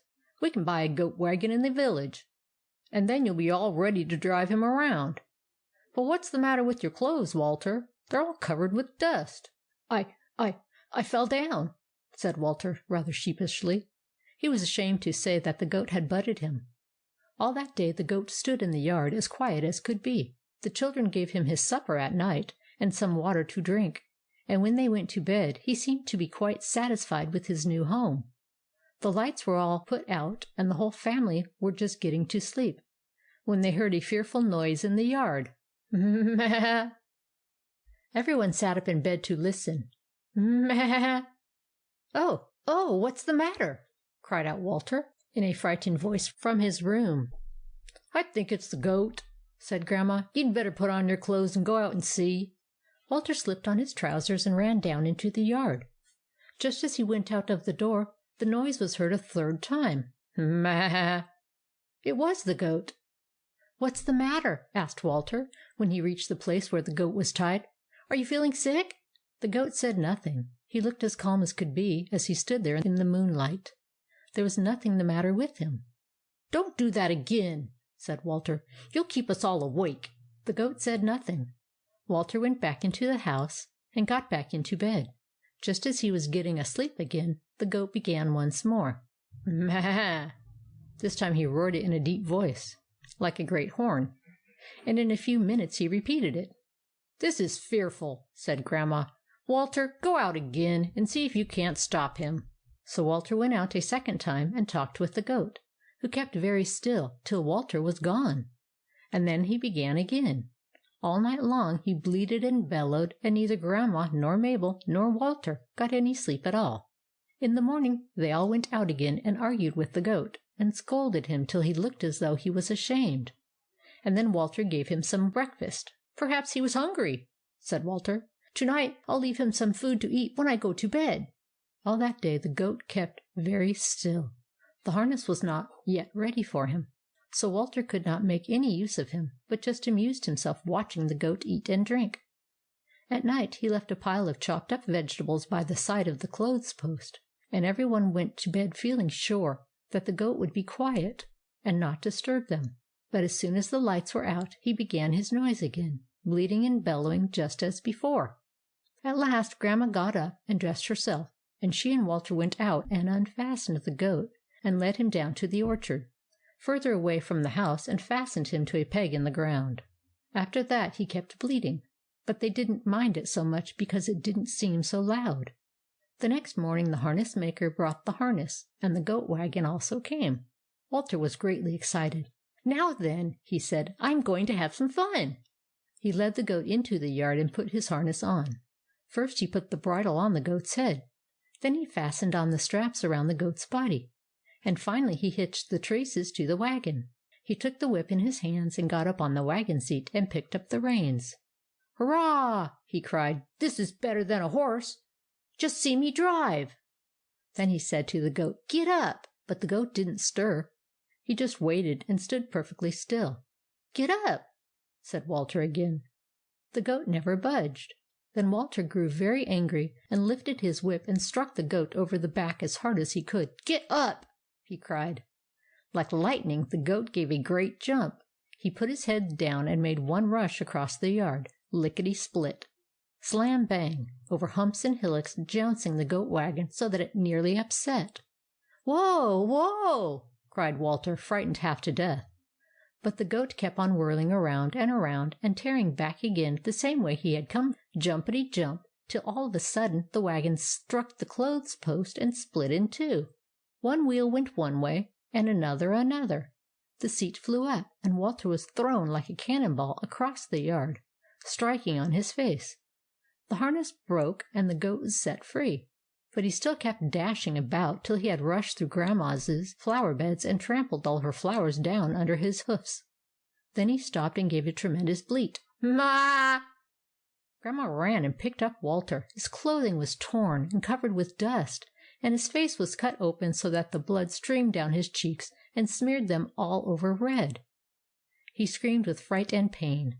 Grandma took him in her arms and carried him into the house. She washed his face and put on a big piece of court plaster, changed his coat, and then got him to lie down on the sofa. Then she went out and took the goat back into the orchard, and tied him once more to the peg in the ground. Coming back to the house, she put on her bonnet. "I'm going down to Uncle Roberts's," she said to Mabel, "to ask him to come and take the goat back again. I never saw such a dreadful animal. We haven't had a moment's peace since he came." Mabel was very serious. "Very well, Grandma," she said, "but the goat will never be bad again." "What do you mean, Mabel?" asked Grandma. "I'm going to talk to him while you are away," said Mabel, "and I promise that when you come back he will be a good goat." "Nonsense, Mabel," said Grandma sharply. "What good is it talking to a goat, and such a goat?" "Never mind, Grandma," said Mabel. "You wait and see." As soon as Grandma was out of sight, Mabel went down into the orchard. There was the goat tied to the peg. When he saw her coming, he cocked one eye impudently and laughed. "Ha!" he said. He was very proud of what he had done. "Goat," said Mabel, looking him straight in the face, "you have been a very bad goat. We have been good to you, and fed you, and petted you, and you have done everything you could that was naughty. You have kept us awake all night, and now you have hurt Walter, and broken his wagon, and trampled down Grandma's flower beds. How can you be so bad?" The goat looked very saucy and wrinkled up his nose. "Ma!"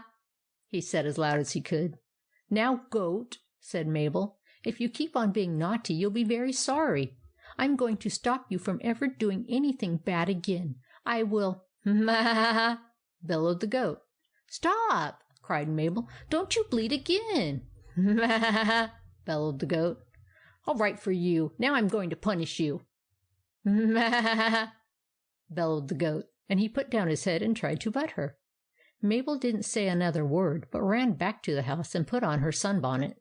Then she went straight down to the woods. When she got there, she looked all around and whistled the lizard's call as loud as she could.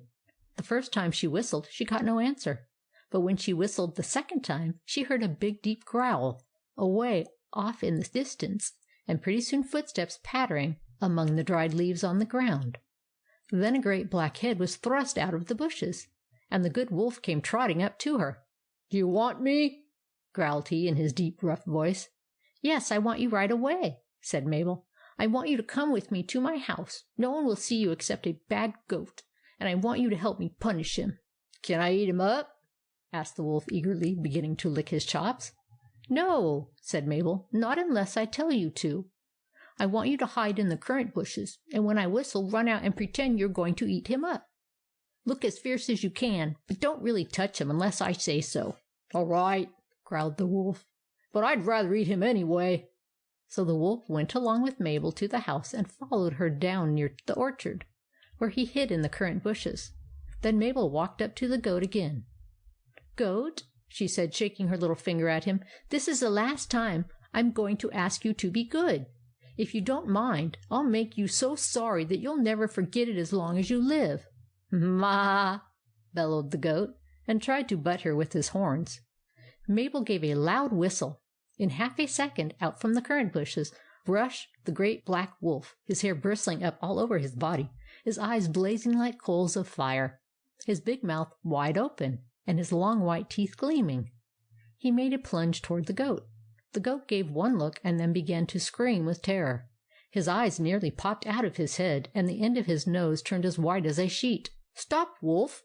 cried Mabel, raising her hand. The wolf stopped. His jaws were close to the goat's face, and he gave a roar that made the goat's blood run cold. "Now, goat," said Mabel, "perhaps you will believe me next time. Here is a wolf who will eat you up in a minute if I tell him to. Do you want to be eaten?" "No!" screamed the goat. "Then you've got to promise me to be a good goat hereafter. Are you sorry for being so naughty?" "Yes!" bleated the goat. He was shaking like a leaf. "Will you promise to let Walter ride you and drive you whenever he wants to?" "Yes!" bleated the goat. "Will you promise never to make a sound in the night?" "Yes!" bleated the goat. Then he knelt down and put his head between Mabel's feet and shivered. "Well, wolf," said Mabel, "you hear what the goat has promised. Now if he breaks his promise, I will send for you again, and the next time you can eat him up every bit." The wolf gave a terrible growl that made the goat nearly jump out of his skin. "All right," said the wolf. "Good-bye now," said Mabel. And the wolf turned around and went slowly off through the fields into the woods. When he had gone, the goat looked up and bleated pitifully to Mabel. Just at that moment, Grandma came in at the front yard. Mabel called her. "Uncle Robert wasn't home," said Grandma, "so we'll have to wait till tomorrow." "Never mind, Grandma," said Mabel. "You know I told you that the goat would never be bad again. Well, he won't. Just see." Then Mabel untied the goat and got up on his back. "Trot," she said to the goat. He trotted quietly around the meadow and came back again to where Grandma was standing. Dear me," said Grandma. "Why, he seems like another goat." "Now follow us quietly to the house," said Mabel. The goat followed them. They called Walter down and told him to get on the goat's back. For a long time he was afraid to do so, but finally he tried it and let the goat trot around with him. When he told the goat to stop, he stopped, and he minded every word that Walter said to him. "Now," said Mabel, "you get the goat wagon and the harness mended, and you'll never have any trouble with the goat again as long as he lives." "Well, this is wonderful," said Grandma. "What on earth did you do to him while I was away to make him so good?" "Oh," said Mabel, smiling a little to herself, "I just talked to him."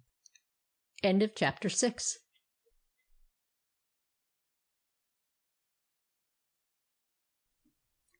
Chapter 7. The Grey Rat Under the Pump. In the yard at one side of the house where Mabel lived stood a large wooden pump with a long handle. It was set upon a sort of platform, which was very old, so that the sides of it were beginning to crumble away, and there was quite a large hole in it. One morning, just after breakfast, Mabel was standing at the dining-room window and looking into the yard, when all of a sudden she called to Walter. "Oh, Walter," she said, "look here! There's a rat coming out of the hole under the pump." Sure enough, there was a rat, a large rat with a long tail, a sharp pointed nose, and whiskers that stood out straight on each side of its face. It was a very old rat, for its fur had turned gray, and it looked very wise. Mabel and Walter watched it poking its head out of the hole under the pump, at first very cautiously, and then, when it saw no one there, creeping into the grass. It went smelling about until at last it found a bit of apple that lay near by. Then it gave two funny little squeaks, and all of a sudden out from the hole ran two little baby rats. They trotted up to the old rat, who gave them the bit of apple to eat. They poked their little noses into it, then nibbled away as hard as they could. "Oh, aren't they cunning!" cried Mabel, as she watched them. "They must live under the pump." "Yes," said Walter, "and I tell you what I'll do. When they go back, I'll get Jane to give me a pail of hot water to pour down the hole and kill them." Mabel's eyes grew very big, and her face very red. "What? Kill the little rats?" she cried. "Walter, how can you be so cruel? They don't do us any harm. They live out in the yard and only eat what they find in the grass. It would be just wicked to hurt them." "Well, I'm going to do it all the same," said Walter. "They're only rats." "Never mind," said Mabel. "You've no rights to be cruel to them even if they are rats, so long as they're not doing any harm, has he, Grandma?" "Certainly not," said Grandma. "And don't let me hear of your touching them, Walter. If you do, I shall punish you. You seem altogether too ready to hurt any harmless little creatures." So that settled that. And pretty soon Mabel took some pieces of broiled bacon off the breakfast table and a bit of cheese from the closet, and went out into the yard. When the rats saw her, they all ran back to the hole, but she went up to it very softly, and put the bacon and the cheese down by the opening, where the rats could smell how good they were. And then she whistled the lizard's call and stepped back a little way. In a minute the old grey rat poked its nose out and looked about. "Come, you good rat," said Mabel. "I won't hurt you. I'll bring you something to eat every morning after this." So the three rats all crept out and made a fine meal of the bacon and cheese, for these are the things that rats love better than anything else in the world.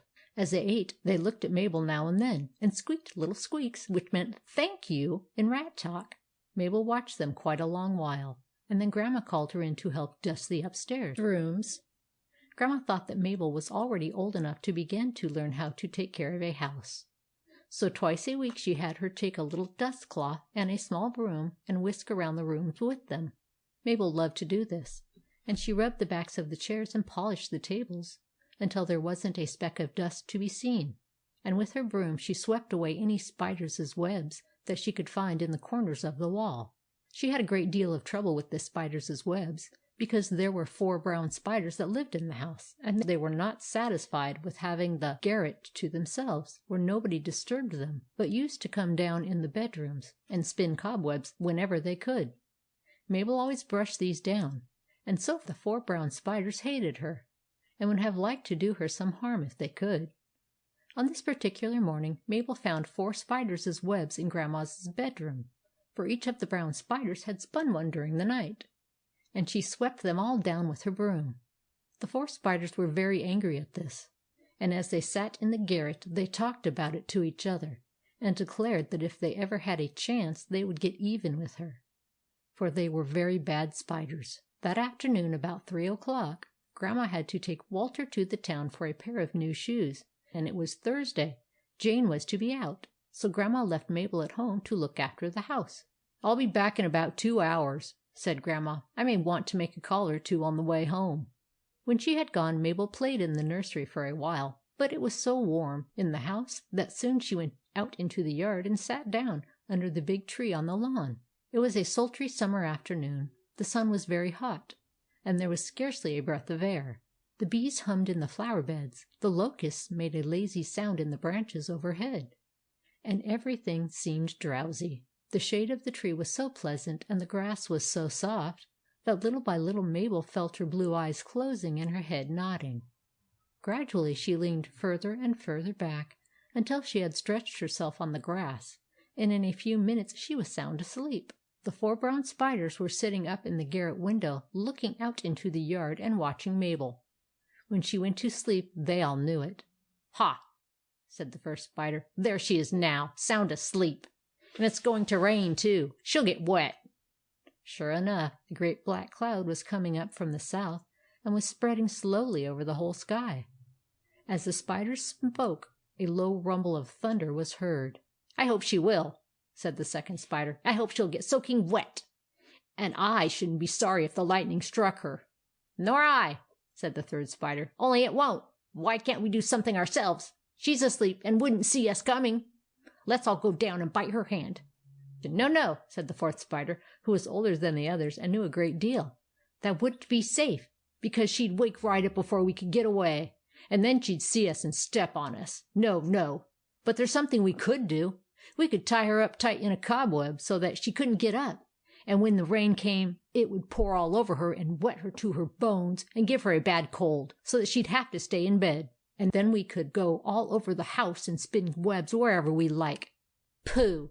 said the first spider. "That's all nonsense. We couldn't spin any webs big enough to hold her down. She'd break them in a jiffy." "Of course we couldn't," answered the fourth spider. "But I know who could." "Who?" cried the other three spiders all together. "Why, the king spider, of course. Don't you know he's so big that he can spin webs as thick as packing thread, and that a little girl like that couldn't break them?" "Good, good!" cried all the spiders, clapping their claws. "That's a splendid idea. You know where the king spider lives, do you? Come on, and we'll get him to do it for us." So they slid off the sill of the garret window and crept swiftly down through the house till they reached the yard. The fourth spider led the way past Mabel, past the barn, out into the orchard, and then over a stone wall into the open field beyond. It was a large, lonely field full of bushes and small, scrubby trees, and was near to the woods where the good wolf lived. "This is the king spider's field," said the fourth spider. "He owns it all." Then he led them to one corner of the field where there was a dense mass of thick-leaved weeds and wild plants. There, under a huge burdock leaf that spread out like a green umbrella, sat the great king spider. He was an enormous creature, with a body as big as a footstool and legs as long as a pikestaff. He had monstrous claws and a mouth like an oyster, but he looked rather good-natured, as he sat there in the shadow of his leaf eating a large blue bottle fly. The 4 brown spiders walked slowly up to him. They were very bashful, for they had never spoken to a king spider before, and only the fourth spider had even so much as seen him. "What do you want?" asked the king spider. The 4 spiders hardly knew how to begin. They nudged each other and shifted around on their legs. Finally the fourth spider started in as well as he could. "O king of all spiders," he said, "we have come to ask your help.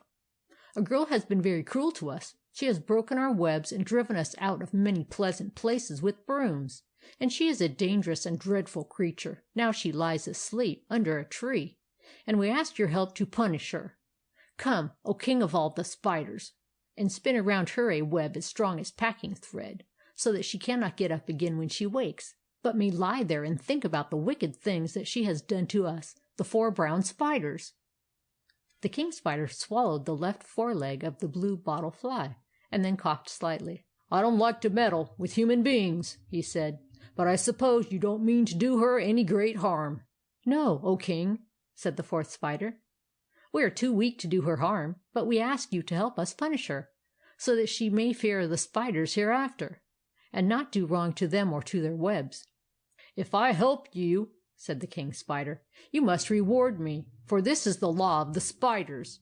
"Yes, O king," said the fourth spider. "What shall we do to please you?" "You must each of you bring me every day for a week a live fly," said the king spider thoughtfully. "A fat, fresh fly that has been fed in a house. Only for this will I give you any help." "We promise," said all of the spiders. "Every day for a week we will bring, each of us, a live fly, fat, fresh, and fed in a house. We promise this." "Cross your hearts," said the king spider. And they all 4 crossed their hearts. Then the king spider came out from his shady nook, and the 4 spiders showed him the way through the orchard into the yard, where Mabel still lay very sound asleep under the big tree. "There she is," said the 4 spiders. "Good," said the king spider. He went up to her and began to spin. First he spun a great web around her feet, back and forth, round and round, strong and fast, a web as thick as packing thread. Then he spun a web about her legs, then about her arms, and then around her neck. When it was done he fastened the ends to the trunks of the tree and to the limbs overhead. It was a strong, stout web, and he made it tight and firm. The 4 spiders watched him, wondering at the size of the threads, and at the quick way in which he worked. Some of the barn spiders also came out and looked on. "There," said the king spider, "it's done." "We thank you, O king," said the 4 spiders, bowing, "and we will remember our promise." Then the king spider left them and went back to his home under the burdock leaf. The 4 spiders hurried into the house and up to the garret window to watch, for the storm was coming, and they were afraid of getting wet. In fact, by this time, the sky was black as ink, and the lightning was beginning to flash. Before long, the storm would burst upon the yard. Louder and louder the thunder began to roll, and a strong wind made the leaves in the trees rustle.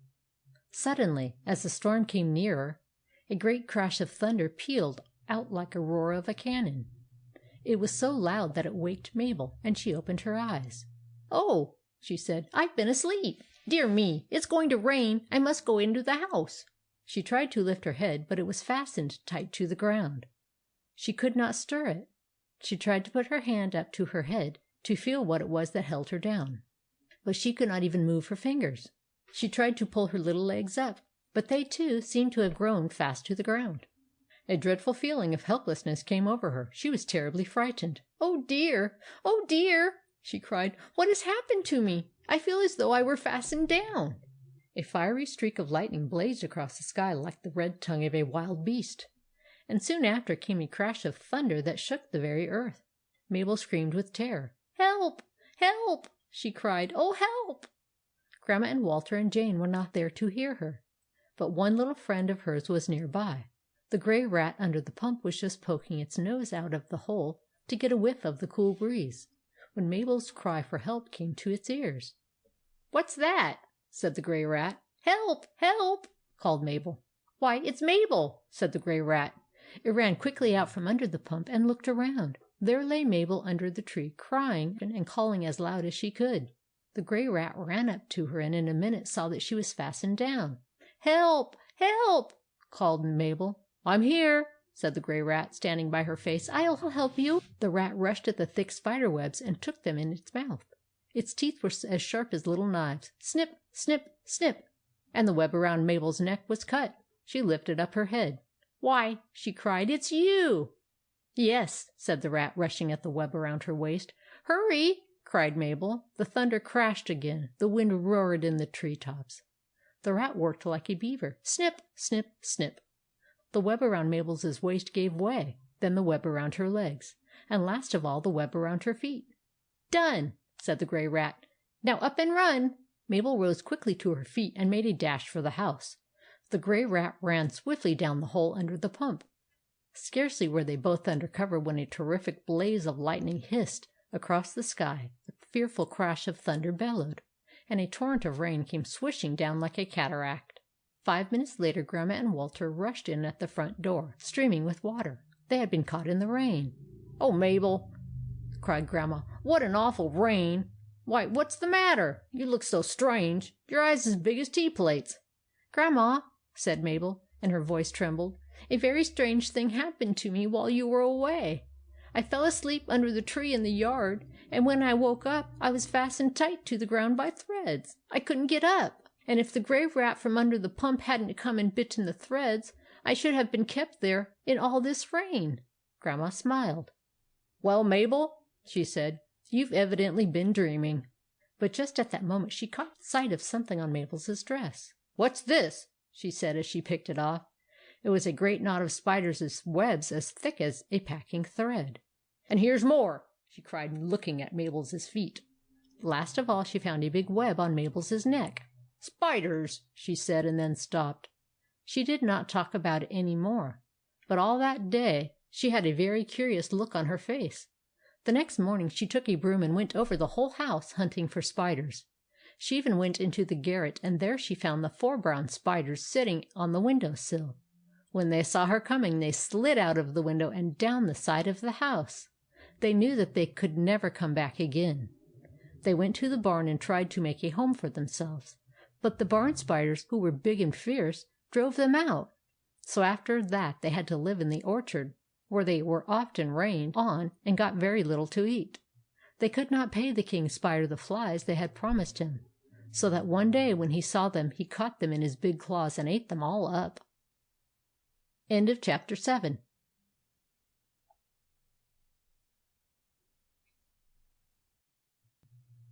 Chapter 8. The Animal Party. "Mabel," said Grandma one morning, "do you know what tomorrow will be?" "No," said Mabel, who did not understand the question. "What will it be?" "Why," said Grandma, "your birthday." "No!" said Mabel. "How old shall I be tomorrow, Grandma?" "What? Don't you remember? Why, tomorrow you'll be 6 years old." "Really?" cried Mabel. "Dear me! Why, Grandma, I thought that I should feel so different when I grew up. But I don't. I feel just the same as I did when I was only a little girl." Grandma smiled. "That isn't so strange, Mabel," she said. "Do you know, I am more than 60 years old, and I think I feel just the same as when I was only a little girl.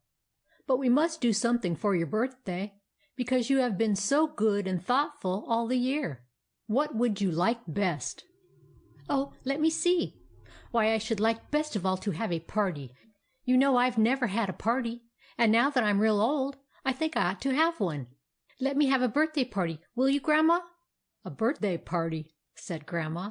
"Well, I should be very glad to let you have one, only you don't know enough children about here, and there isn't time to send out invitations to your cousins because they live so far away.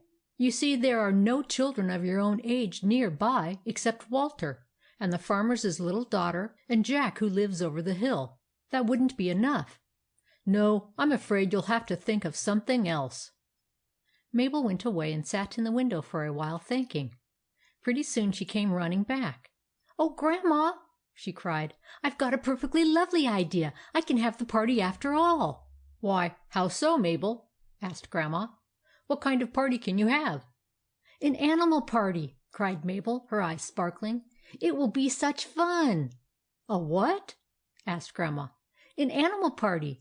I'll ask all the animals I know, and get them all together in the grove in front of the house, and give them a nice dinner, just as though they were children. Won't that be splendid?" Grandma laughed. "Well, Mabel," she said after a moment, "you are really a very original little girl. Now, what animals would you ask?" "Oh, let me see. There are our own animals, first of all. There's Rex, and Towser, and the goat, if he will be very good, and the gray rat under the pump. They can all come and help receive the other animals with me. Then I'll ask the frogs from the bridge, and the mooly cow, and the kitty cat, and the little pig. Won't it be fun getting them all together?" "Yes, it will be very droll," said Grandma, who was much amused at the idea. Then Mabel thought a little and hesitated. "Grandma," she said. "Well, Mabel?" "There's one more animal that I'd like to ask, only I don't quite know what you'll think about it when I tell you." "Why, what animal is that, Mabel? I think you've mentioned all the animals that you know. You surely aren't going to ask the cross dog."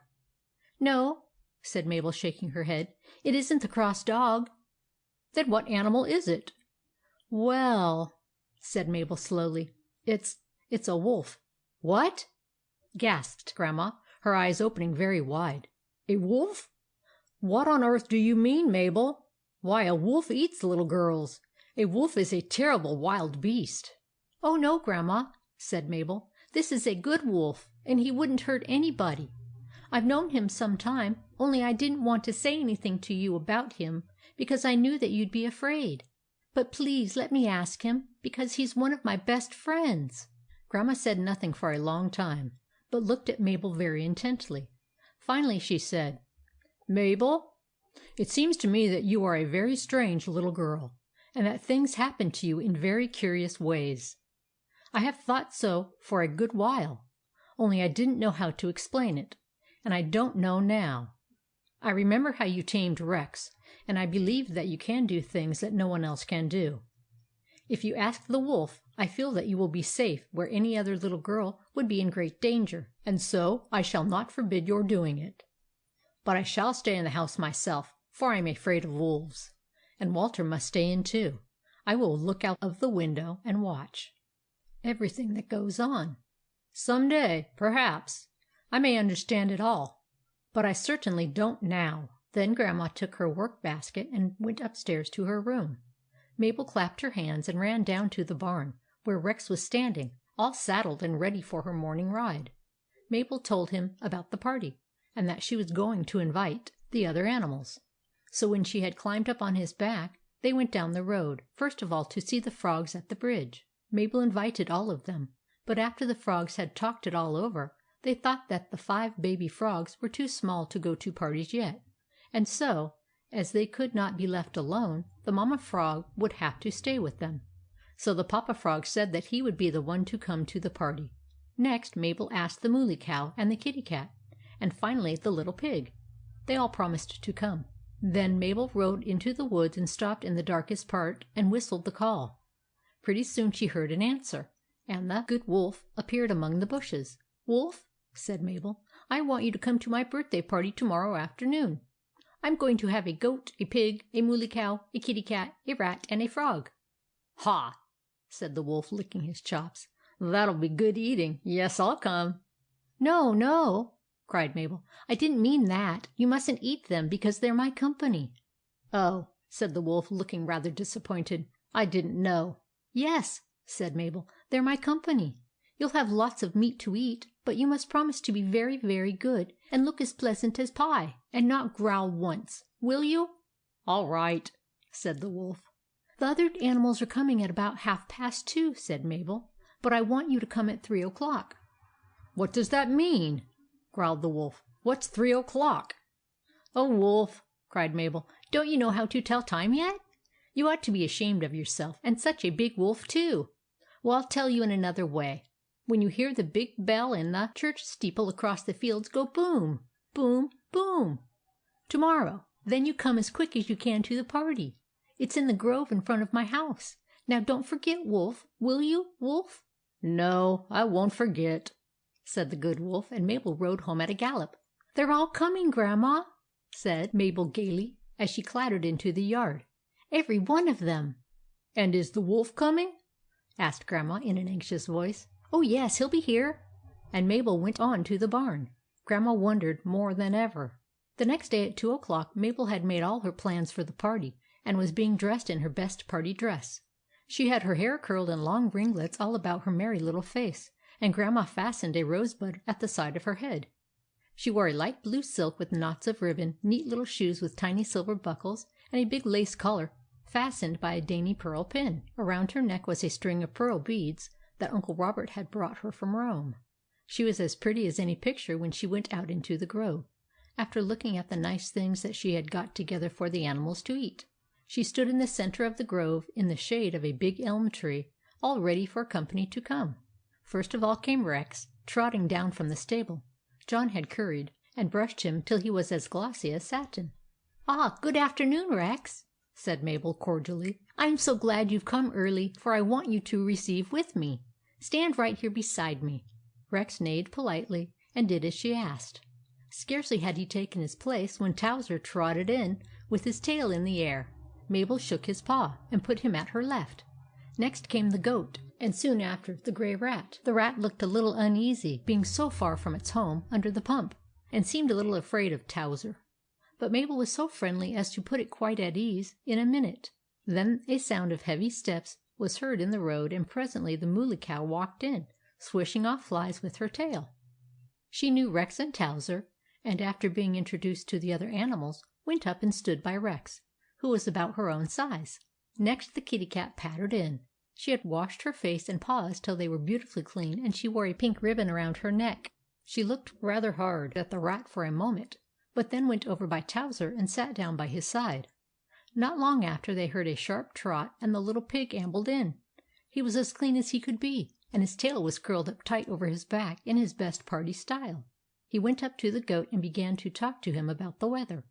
Presently a sort of hippity-hop was heard, and the green frog appeared, his back shining in the sun.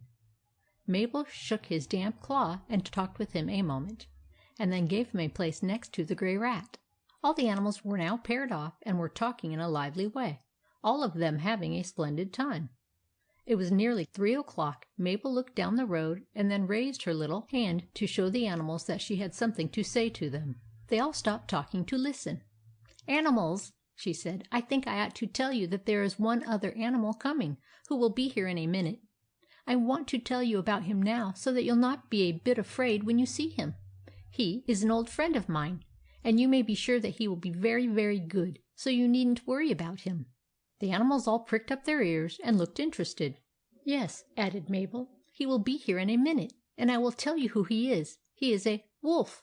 The animals gave a big jump and looked greatly frightened, all except Rex and Towser. "Now, mind," said Mabel, "he is a good wolf and won't hurt any of you. I think I hear him coming now." Sure enough, the sound of footsteps was heard on the road. All the animals except Rex and Towser were very nervous. "Here he is!" cried Mabel, as she went forward to the opening in the grove. And just at that moment the great wolf came, moving through the grass in plain sight. The animals stared at him as hard as they could. Most of them had never seen a wolf before, and their hearts beat very fast. He seemed enormous as he walked into the grove. His great thick legs, his big head and jaws, his sharp claws, his big eyes, all looked fearful to them at first. "Good afternoon, Wolf," said Mabel. "You are just in time, and we are all very glad to see you. You know Rex and Towser. Let me introduce you to the other animals. This is the Grey Rat, this is the Frog, here's the Mooly Cow and the Kitty Cat, and this is the Little Pig. I think you have met the Goat before." The Goat ducked his head and looked embarrassed. He would have liked to run away, but the Wolf looked so pleasant that he felt better in a minute. All the animals noted how politely the Wolf smiled and bowed when he was introduced to them. "Now," said Mabel, "as you are all here, I will have refreshments served. Towser, will you please go over to the kitchen steps and bring the basket to me in your mouth?" In a few minutes Towser was back again, carrying the basket which Mabel had very carefully got ready that morning. She took it from him and opened the cover. The animals all looked interested. First she took something out for the Wolf, because she thought it just as well to give him something to do. So she handed him a great roast beef bone, with about 2 pounds of beef on it, almost raw. He was so glad to get it that he gave a big growl of joy. The animals all jumped. Then she took out some toasted cheese for the Grey Rat, a package of dried flies for the Frog, and some chopped bones for Towser. The Goat had 3 apples in a paper bag. He ate the bag off very carefully first, and then began on the apples. Then she gave the Cow 4 large turnips, and brought out a bag of oats for Rex. At the bottom of the basket was a large square of pig cake that she had cooked herself for the Little Pig. It was made of bran and potato peelings mixed up together, and was stuck full of horse chestnuts, which pigs liked as much as children do plums in a pudding. When the animals had had their food given them, they all fell to eating as fast as they could. They munched and chewed and nibbled, stopping now and then to chat, and Mabel was delighted to see that they were having a splendid time, all except the Frog. He seemed to be uneasy. He hitched his shoulders up and rolled his eyes, and finally he stopped eating altogether, though he had only half finished his dried flies. Mabel went up to him to see what was the matter. Then she noticed that his skin had a curious cracked look, and that its green color had grown very dim. "What's the matter, Frog?" she asked softly, so that no one could hear. The Frog wriggled uneasily and shifted about on his forepaws, and then croaked out, "No water." Mabel understood in a minute. She knew that he was not used to being out of the water for so long a time, and she saw that the skin was getting parched and dry on his back. She looked around. All the animals were busy eating and talking. "Come," she said, "I'll give you some water." Then she took him quickly up in her hands, and slipped away with him to the house. She carried him upstairs very carefully into the bathroom, where there was a fine big tub lined with porcelain. The Frog looked into it eagerly and then groaned. "No water," croaked he. "Oh, but there will be water," said Mabel. "I can have the tub full of it in a minute." The Frog looked doubtful. He did not see how she could fill the tub with water when there was no water there. He croaked sorrowfully. "Now, see," said Mabel, putting one hand on the faucet. The Frog looked. She turned the handle, and swish! A great stream of cold water began pouring into the bathtub. The Frog was so surprised that he nearly fell out of her hand. "Do you see that?" said Mabel, laughing. The Frog thought that it was magic. Pretty soon the tub was half full. "Jump!" said Mabel. The Frog gathered up his hind legs and gave a jump, plunk, splash, down into the bathtub. Oh, how good the cool water felt to him! He swam about, sometimes sinking to the bottom, and sometimes floating on the top. as happy as if he were in his own brook. When he had had a good swim, Mabel lifted him out, his skin all glistening and shiny with the water that dripped from his back, and carried him carefully in a soap dish back to the grove. Then he croaked in a contented sort of way, and nestled down in the grass to eat the rest of his dried flies with a splendid appetite. The animals were now as much at home as could be. They walked about chatting together, and they were no longer afraid of the Good Wolf. They were even glad he had come, because now they could tell all their friends how they had seen a real live wolf, and how they had heard him talk. The little pig went up close to the wolf and walked all around him, looking at him very carefully, and the grey rat even went up behind him and touched his hind paw, so as to be able to say that it had actually felt of a wolf. About 5 o'clock the Mooly Cow noticed that the sun was going down, and knew that it was time for her to go home and be milked. So she went up to Mabel and told her how she had enjoyed the party, and said good-bye.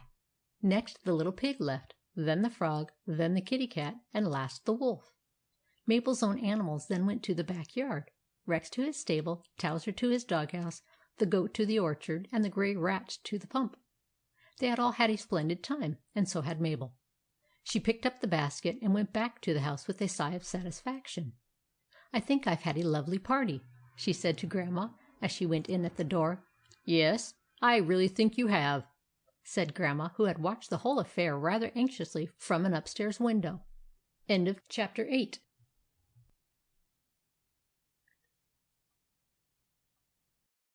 Chapter 9. The Tricks of the Bad Wolf. Down in the woods, where the Good Wolf lived, there also lived a Bad Wolf. He was a long, lanky, hungry-looking animal, with mangy fur and great, jagged, yellow teeth. He seldom came out in the daytime, but slept from sunrise till sunset in a dark den, where he had one small cub. When it grew dark, the Bad Wolf would come slinking out of the den, and go prowling around in the night, looking for little rabbits that were asleep in their burrows. When he found them, he would break their necks and carry them back to his den to eat. He did not like the Good Wolf, and the Good Wolf did not like him, though they were fairly polite to each other when they met. The day after Mabel's animal party, just at sunset, the Good Wolf was walking past the Bad Wolf's den, when the Bad Wolf looked out and saw him going by. "Hello!" growled the Bad Wolf. "I heard a funny thing about you last night. The fox told me that he saw you out in the road near a house in the daytime." "Yes," said the Good Wolf, "that's so. I went into the yard of the house, too." "What?" cried the Bad Wolf. "Into the yard? Did anyone see you?" "Why, yes," said the Good Wolf, carelessly. "The little girl who lives there saw me, and came out where I was." "Really?" said the Bad Wolf, who was greatly interested. "And did you eat her up? Aha! I wish I could get a little girl to eat. My brother once caught a little girl and ate her, and he said that she was the tenderest bit of food that he had ever had in his life. Maybe you've got a little piece of her left, eh? If you have, you might give me just a taste, you know." "No," said the Good Wolf, shortly, "I didn't eat her." "No? Why not? What a stupid thing!" "Well," said the Good Wolf, "you see, she knows the call." "Oh!" said the Bad Wolf. "I wonder how she learned it." "I don't know," answered the Good Wolf, "but anyhow I wouldn't touch her, for she's a dear little thing." "Pooh!" sneered the Bad Wolf.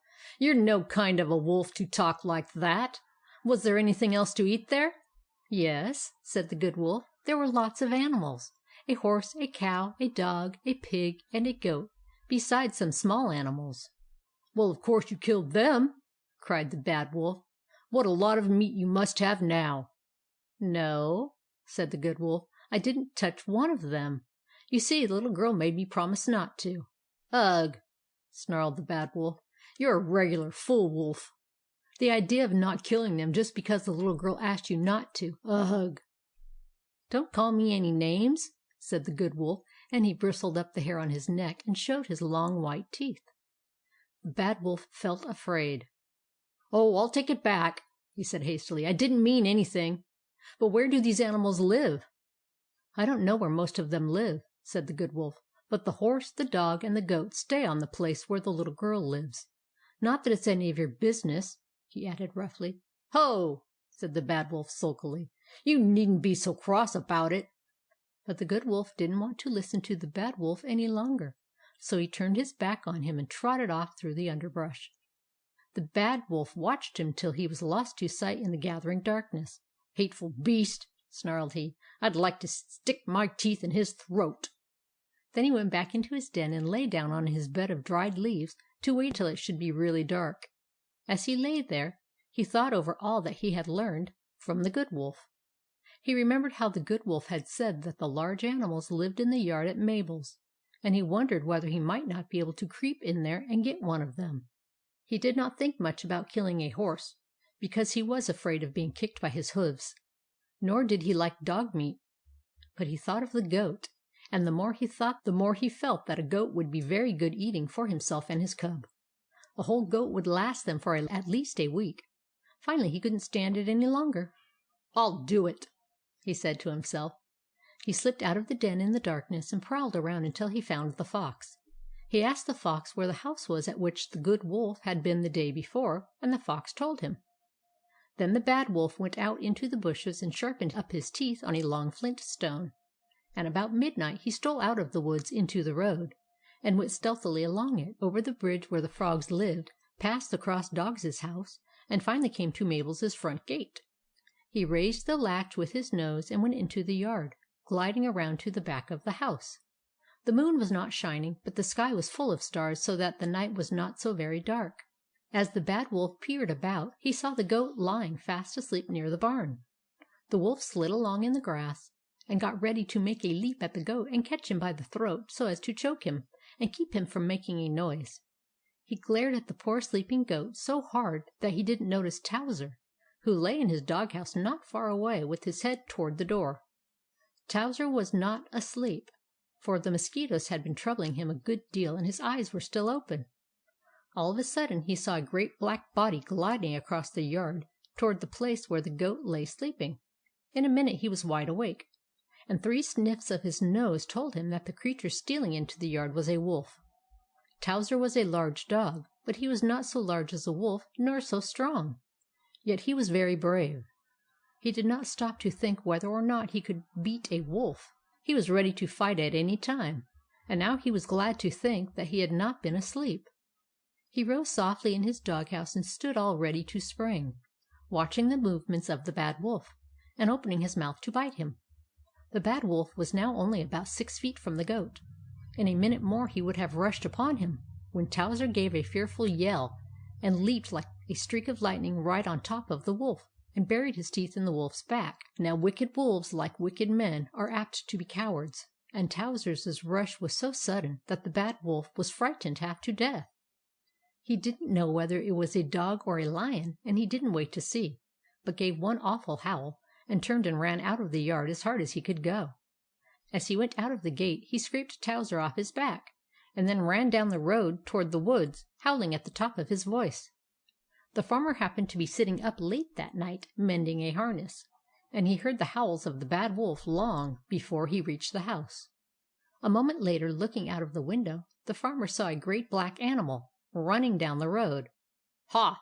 said the farmer. "I'll get my gun and just pepper him." So he snatched his shotgun down from the wall and poked it out of the window. Bang! went the shotgun just as the wolf was passing the house, and it filled his skin full of shot. It was a bird shot and not very large, so that it did not kill him. But it stung him fearfully, and he gave a yell 10 times as loud as before. When he reached the woods, he dashed into his den and rolled on the leaves in pain, rubbing his sides with his paws and grunting and snarling. "What's the matter?" cried his little wolf cub, waking up and running over to him. "Get along with you!" snarled the Bad Wolf, cuffing him over the head and driving him back to his corner of the den. All the next day he lay on his leaves and grunted and moaned. The Good Wolf, who had heard all about it from the fox, came in, pretending that he had heard nothing. "Good morning," said he. "Why, what's the matter? You don't look well." "No," said the Bad Wolf, who did not want anyone to know what had happened. I had a fall last night off a high fence and bruised my back." "Curious thing," said the Good Wolf. "Why, your back looks as though it's full of little holes." "Ugh!" grunted the Bad Wolf. "Yes, I fell down into a lot of briar bushes, and the thorns stuck into me." "Oh!" said the Good Wolf, smiling. "Then, if I were you, I shouldn't walk on fences. Wolves generally don't, you know." The Bad Wolf lay there all day in a very unhappy state of mind, slowly picking out the shot from his skin with his teeth, and rubbing his wounds with a rattlesnake oil, which is the great medicine for wolves. He thought a good deal about what had happened, and he felt a dreadful hate for the farmer. "I wasn't doing anything to him," thought the Bad Wolf. "What did he want to shoot at me for? I'll get even with him some day." So he thought and thought and thought, until he was simply wild with hate, and he said to himself that as soon as he was well he would do something to punish the farmer. The next night the shot holes were beginning to heal up, so he crept out of his den once more, and caught a rabbit. After he had eaten it, he went through the fields near the farmer's house, and prowled around there in the dark a long while. He did this every night for a week, and in that time he found out some things that interested him very much. One was that the farmer had a little daughter. The other was that in the warm summer weather many of the windows of the house were left open all night long. The Bad Wolf thought over these things a great deal. If he could only get into the house some night through the windows, he could carry off the little girl to his den and eat her. He had always wanted to eat a little girl, and besides, to do this would punish the farmer worse than anything that he could do. But he was too much of a coward to try such a thing all alone. He was dreadfully afraid of the shotgun, and so he said to himself that he would get some other animal to fight the farmer, while he himself caught the little girl. He was very mean in this, for he rather hoped that the farmer would kill the other animal, while the little girl was being carried off. "If he does," said the Bad Wolf to himself, "then I can have the whole of the little girl for my own eating."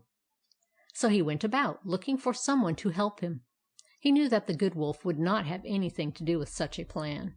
So he went first to the Brown Bear, who lived among the rocks in the middle of the woods. But the Brown Bear, as soon as he heard of it, grew very angry with the Bad Wolf, and struck him a blow with his big paw that knocked him head over heels. Then he tried the Wild Cat, that lived in a great beech tree near the edge of the woods.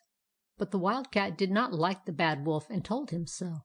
"You are a thief and a coward," said the Wild Cat, "and you only want to get me into trouble, so that you may have something to eat for yourself. Go on, or I'll claw your fur off." So the Bad Wolf had to give up the idea of getting help from any of the animals that he knew. Yet he would not give up his plan, and at last he became so set upon it that he decided to do a very desperate thing. "I'll go to the Red Wolves in the Lonely Forest," said he. Now the Red Wolves were wolves that had nothing to do with the wolves that were black. They were much bigger and fiercer, and usually hunted in packs, so that even men with guns never liked to meet them. They lived in a great forest called the Lonely Forest, about 20 miles away from the woods where the Bad Wolf's den was. The Lonely Forest was as dark as night even in the daytime, for the vines grew all over the tops of the trees and shut out the light, and there were great marshes and black pools in it, and gloomy caverns and huge dark dens, where the Red Wolves prowled all day and night. It was a fearful place, and if the Bad Wolf had not been very wicked and very revengeful, he would never have thought of going there for help against the farmer. Nevertheless, he did make up his mind to visit the Lonely Forest. So one night after midnight he set out on his journey, and reached the Lonely Forest just at daybreak.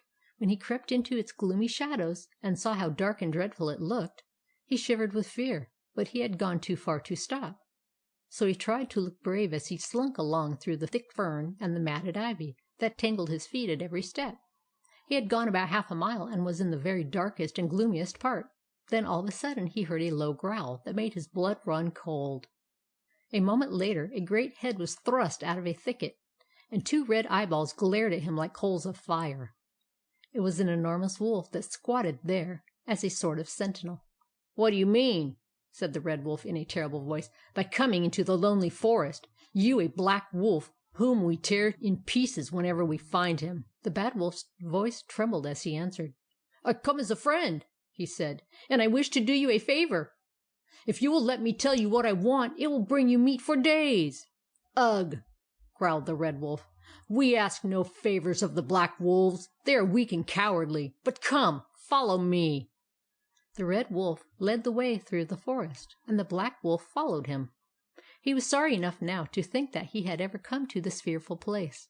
He fancied that perhaps the Red Wolf was only leading him to some dark cavern to be torn in pieces and eaten.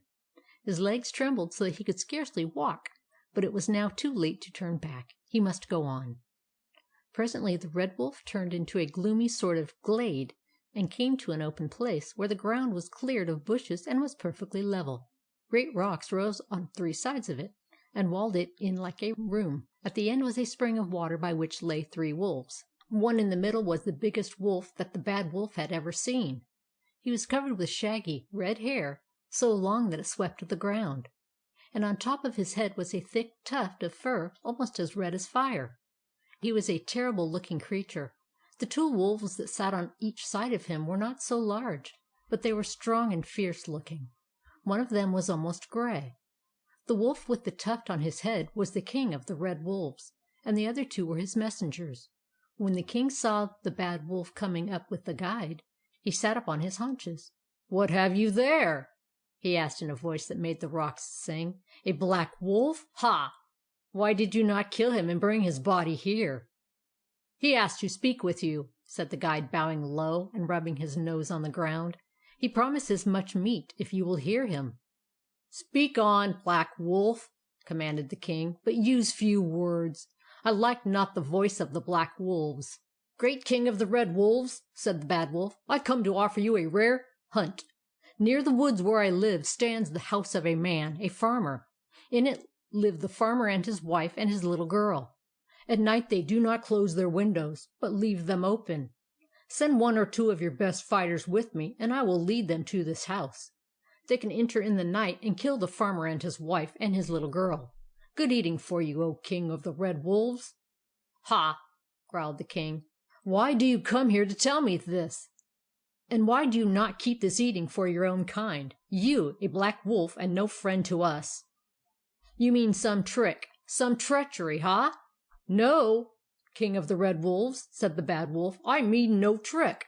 I will speak the truth. I hate the farmer, and I wish him eaten. But I'm not strong enough to enter and to fight with him.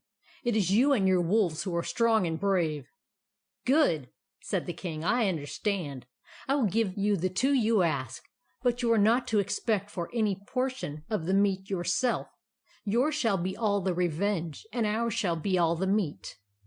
The Bad Wolf looked crestfallen at this, but he thought to himself, "Aha! While they are fighting, I'll make sure of the little girl and slip away with her." But he said aloud, "I agree. Send with me 2 of your wolves." The king spoke to his messengers. "Go you," he said, "with the Black Wolf, and hunt as he shall direct. And do you go too," he said, turning to the guide. "There's no need of 3," said the Bad Wolf. "Why do you send him also?" "To watch you," said the king in a terrible voice. "And if he find you playing any treacherous trick, he shall tear you in pieces and drink your blood."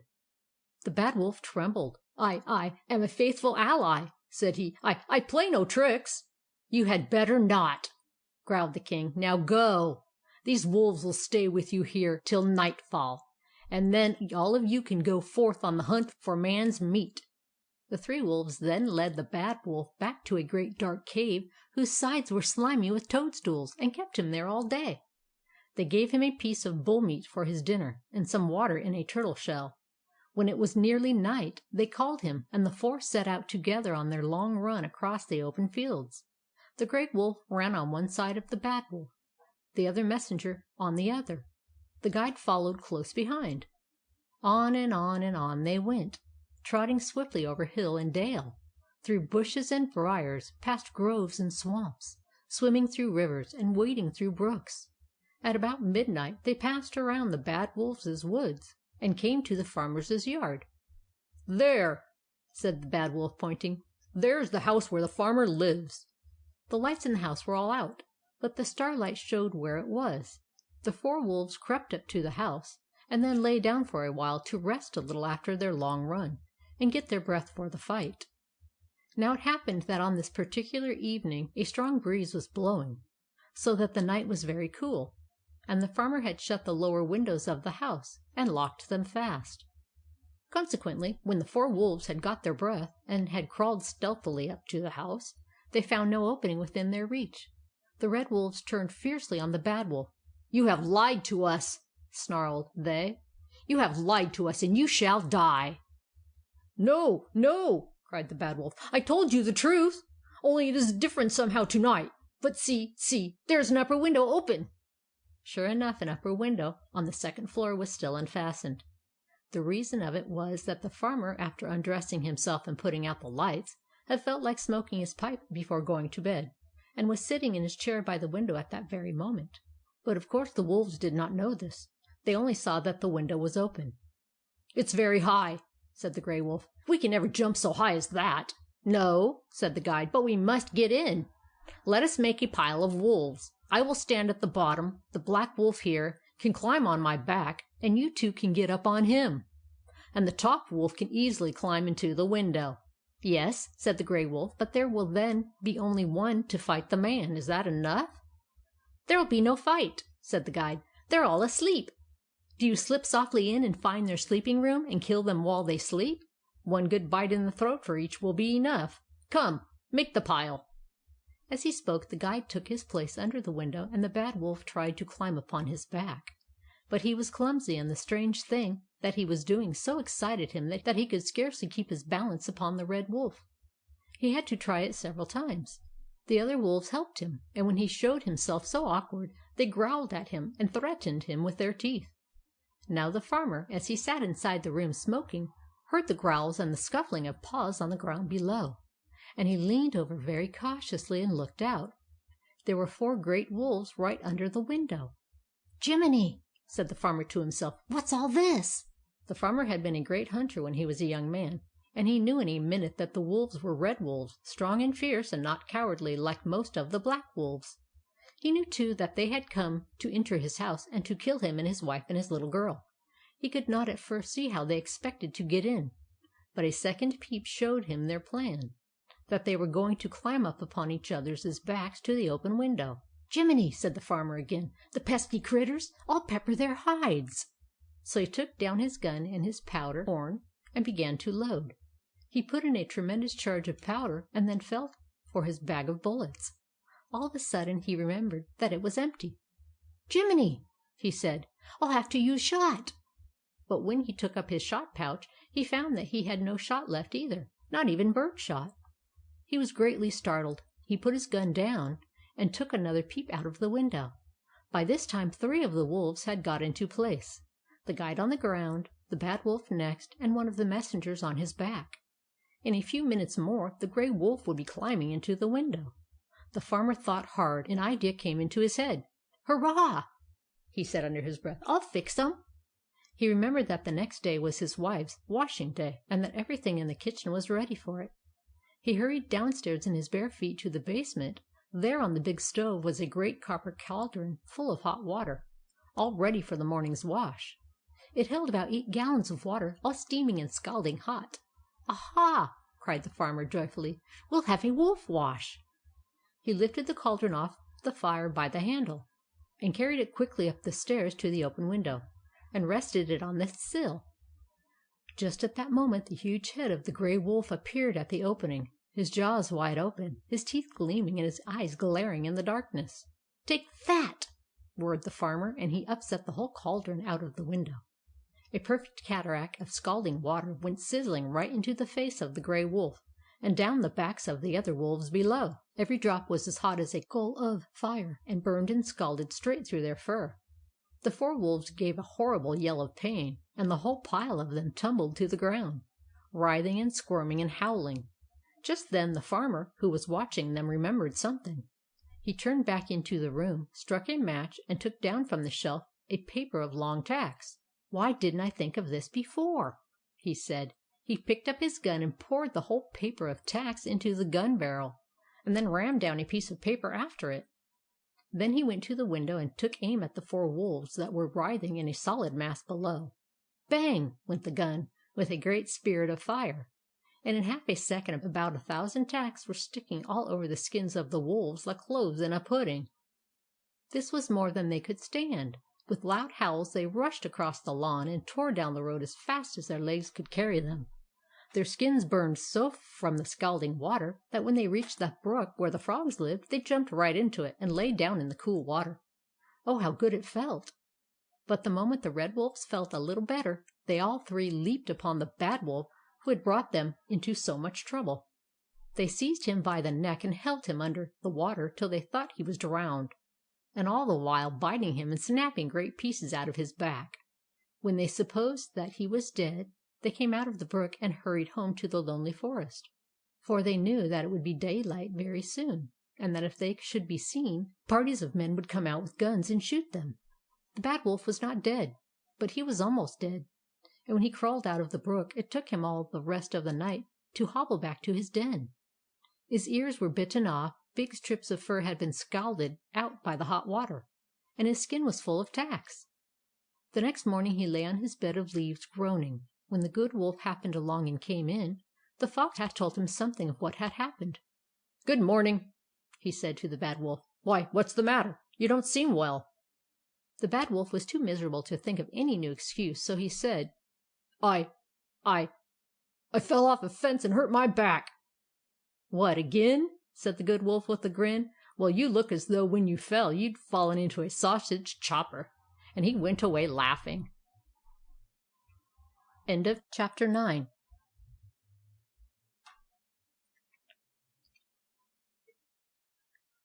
Chapter 10. The Giant's Castle. For a long time Mabel always took the same morning ride, going along the straight road that led to the little pig's red house, because she was afraid that she might get lost if she tried any new and unknown roads.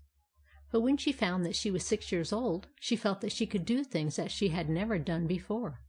And besides, she was growing tired of always riding over the same road and seeing the same things every day.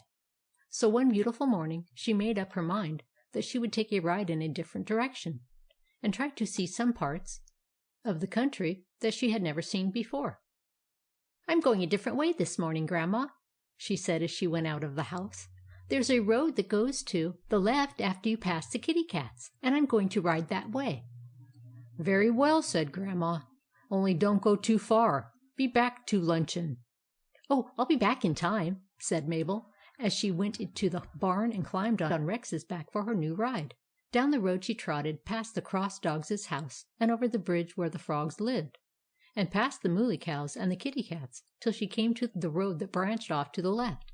Mabel pulled on the left rein, and Rex, much to his surprise, turned into the new course. It was a winding road, going in and out of groves and small woods and passing between meadows that were bright with flowers. Mabel was so pleased with the change from the old sights that she went farther and farther, now making Rex trot, and now making him gallop. The sun shone bright, the air was soft and warm, and both Mabel and Rex enjoyed every minute of the time. At last, as she came out of a dense grove, Mabel saw before her a great broad river, shining like silver in the sunlight. Over it was a splendid stone bridge. She had never seen a river before, and she rode quickly upon the bridge and looked up and down the vast stream that flowed along with a million ripples among the arches. Then she crossed it and came to a road wider than any road she had ever seen before, and passing between fields fenced with stone. Each field was so large that she could scarcely see the fences on the other side, and here and there she saw men working, dressed in red from head to foot. "How strange!" said Mabel to herself. "It's like a picture book." On she rode, and still she saw those great wide fields and groups of men in red. At last she found 3 or 4 of the men working near the fence by the side of the road, so she went up to them and spoke to them. "Good morning, men," she said. "Who owns all these great fields?" The men looked at her and laughed. "Don't you know?" asked one of them. "Why, the Giant owns them." Mabel laughed in her turn. "They're making fun of me," said she to Rex, and rode on. Pretty soon she found some more men near the roadside, all dressed in red like the others, and she stopped and spoke to them also. "Who owns these fields?" she asked, and the men answered with a look of surprise. "Why, the Giant owns them, of course." "Dear me," said Mabel. "Do they really mean it?" And then she asked, "What's the Giant's name, please?" "Ha, ha!" laughed the men. "Where have you been that you don't know about the Giant? His name is Cormoran, and he lives in the castle over the hill." "Really?" said Mabel. "And why do you all dress in red?" "Oh, because red is the Giant's favorite color," said they, "and all his people dress in red." "Well, well," said Mabel. "Where did you say his castle is?" "Straight ahead of you, over the hill," said they. "And is he a good Giant?" asked Mabel curiously. "Well, pretty good," said one of the men rather doubtfully. "When he ain't put out, he's pretty good. But when he don't feel just right, we have to get out of his way, I can tell you." Mabel thought a moment. "Anyway," she said, "I'll just ride up to the top of the hill and take a peek. Nobody'll notice me, and I'd love to see a giant's castle, just for once." So she rode up the steep hill, and when she reached the very top, she gave a cry of wonder. There beneath her, in a beautiful green valley, was an immense great castle, so enormous that it seemed like a whole city. It was built of grey stone, and its roofs were peaked and covered with thick gold leaf, so that they glittered in the sunlight. Immense towers, each one as big as 10 church steeples, rose above the roofs, and on the central tower there floated an enormous red flag. "Isn't it wonderful?" cried Mabel as she looked. There was no one in sight anywhere, and Mabel was so astonished by the vast size of the castle that she forgot to be afraid, and she began to want to ride down the hill so as to see everything better. "I'll just go up to the front gate," said Mabel to herself. "If I see anyone coming out, I can turn around and make Rex gallop away quick. I'll do it." So down she rode into the valley, looking at the castle all the time with her mouth wide open. As she came nearer and nearer to it, she saw how large the blocks of stone were, and how immense the windows were, and she wondered more and more. It was stranger than anything in her picture books. Presently she reached the front entrance, and found a double door of iron studded with brass nails, and with great spikes on the top of it. The door was almost as high as an ordinary house, and Mabel wondered how anyone could be strong enough to push it open. She noticed that the lock was bigger than her whole body, and the keyhole wide enough for her to put her head in. "I wonder if I could peep through the cracks in the door," said Mabel to herself. And she was making Rex go nearer to the entrance when, all of a sudden, the great door flew wide open, and a man rushed out, all dressed in red from head to foot. Mabel gave a scream and tried to make Rex gallop off, but as soon as the man saw her, he gave a jump and caught at the bridle. "Hurrah!" he said. "What luck! Here's one now!" Mabel was terribly frightened. "Let me go! Let me go!" she cried, trying to pull the reins out of the man's hand. "No, no, don't go," he said. "Please don't go. Don't be afraid. Nobody's going to hurt you." Mabel looked at him carefully. He had a good face, and he did not seem like a cruel man. "Don't go," he repeated. "What do you want?" asked Mabel. "Why, I want you to come inside the castle for a little while.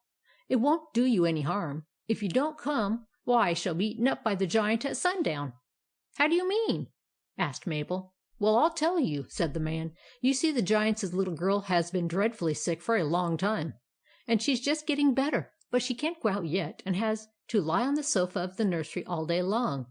She's terribly lonely without anyone to play with, and the giant thinks she'd get well faster if she could be amused. So he's just sent me out this morning to find a playmate for her, and said that if I didn't bring one back today, he'd eat me up. Now you're just what I want, a nice, good-looking little girl. So please come in and play with her a while, won't you?"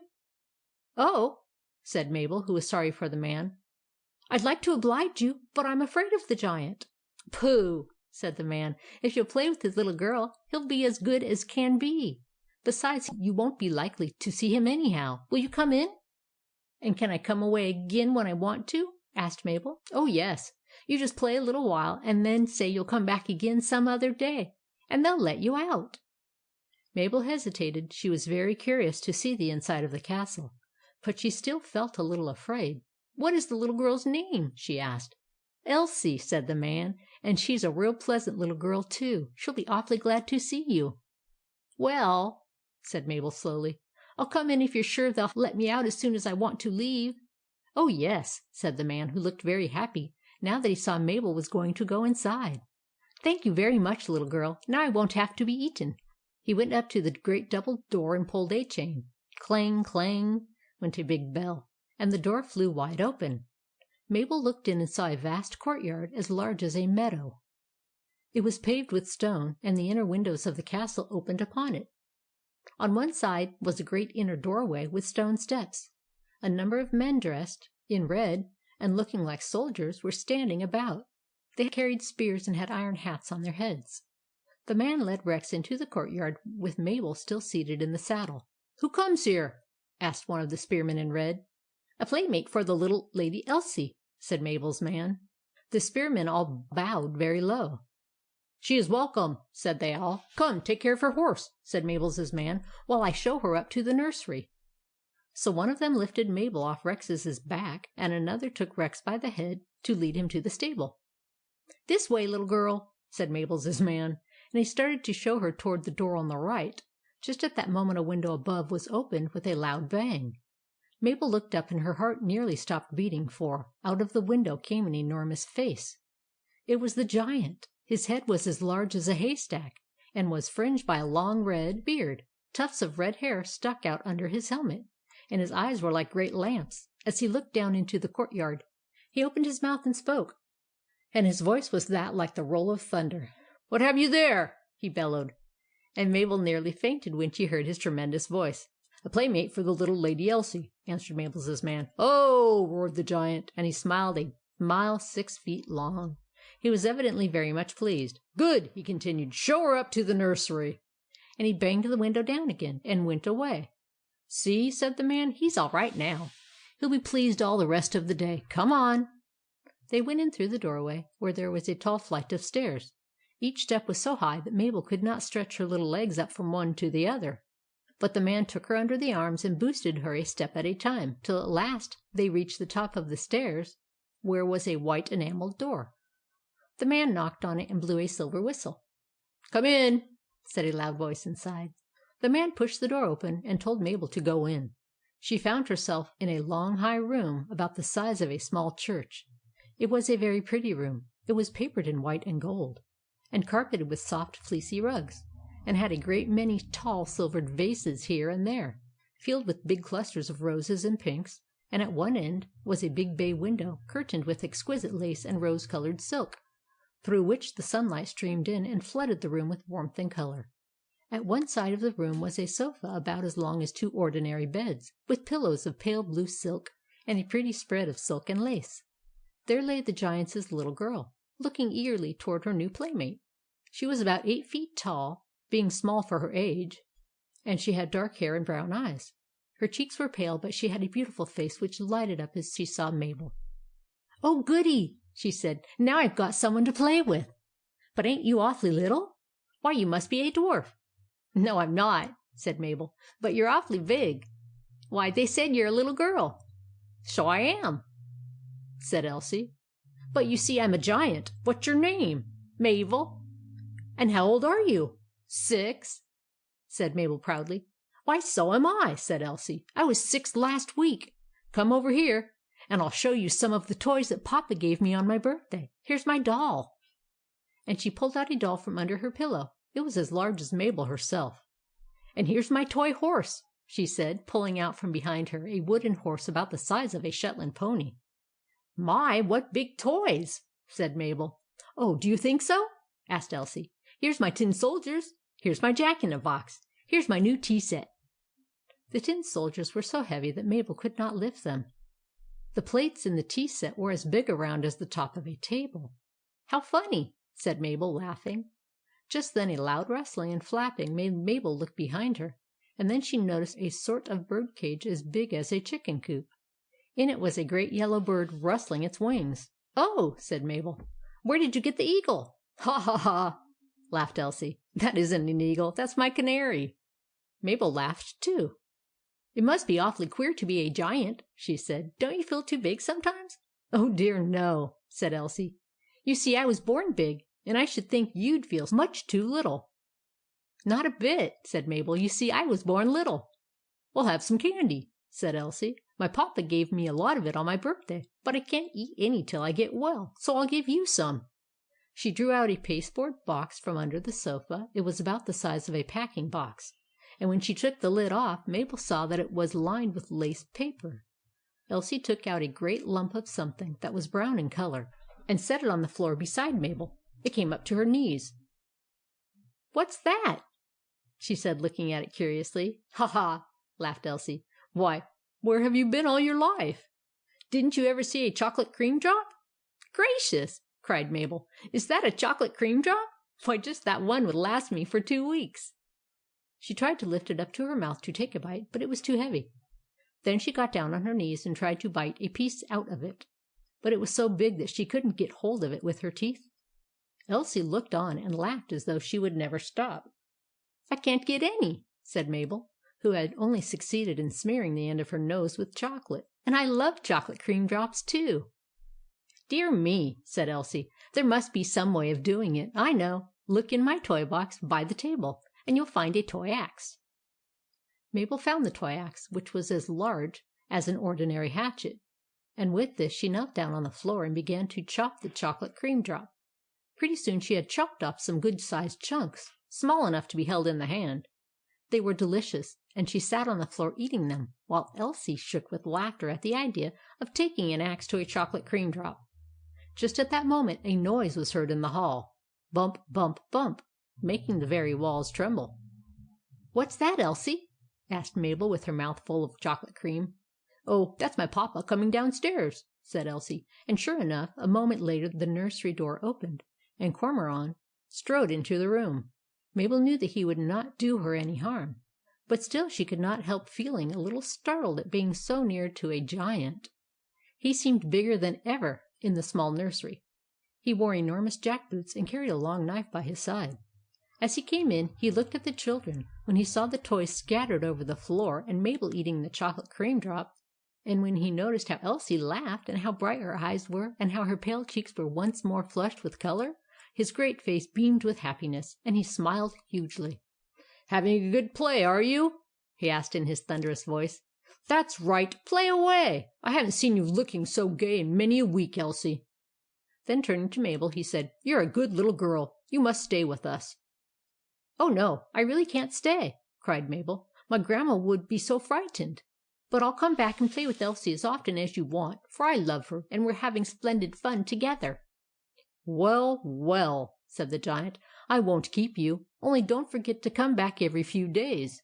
And when you get ready to go to-day, just stop at my door on your way out, and I'll give you something for a keepsake." And with these words he went out of the nursery and shut the door.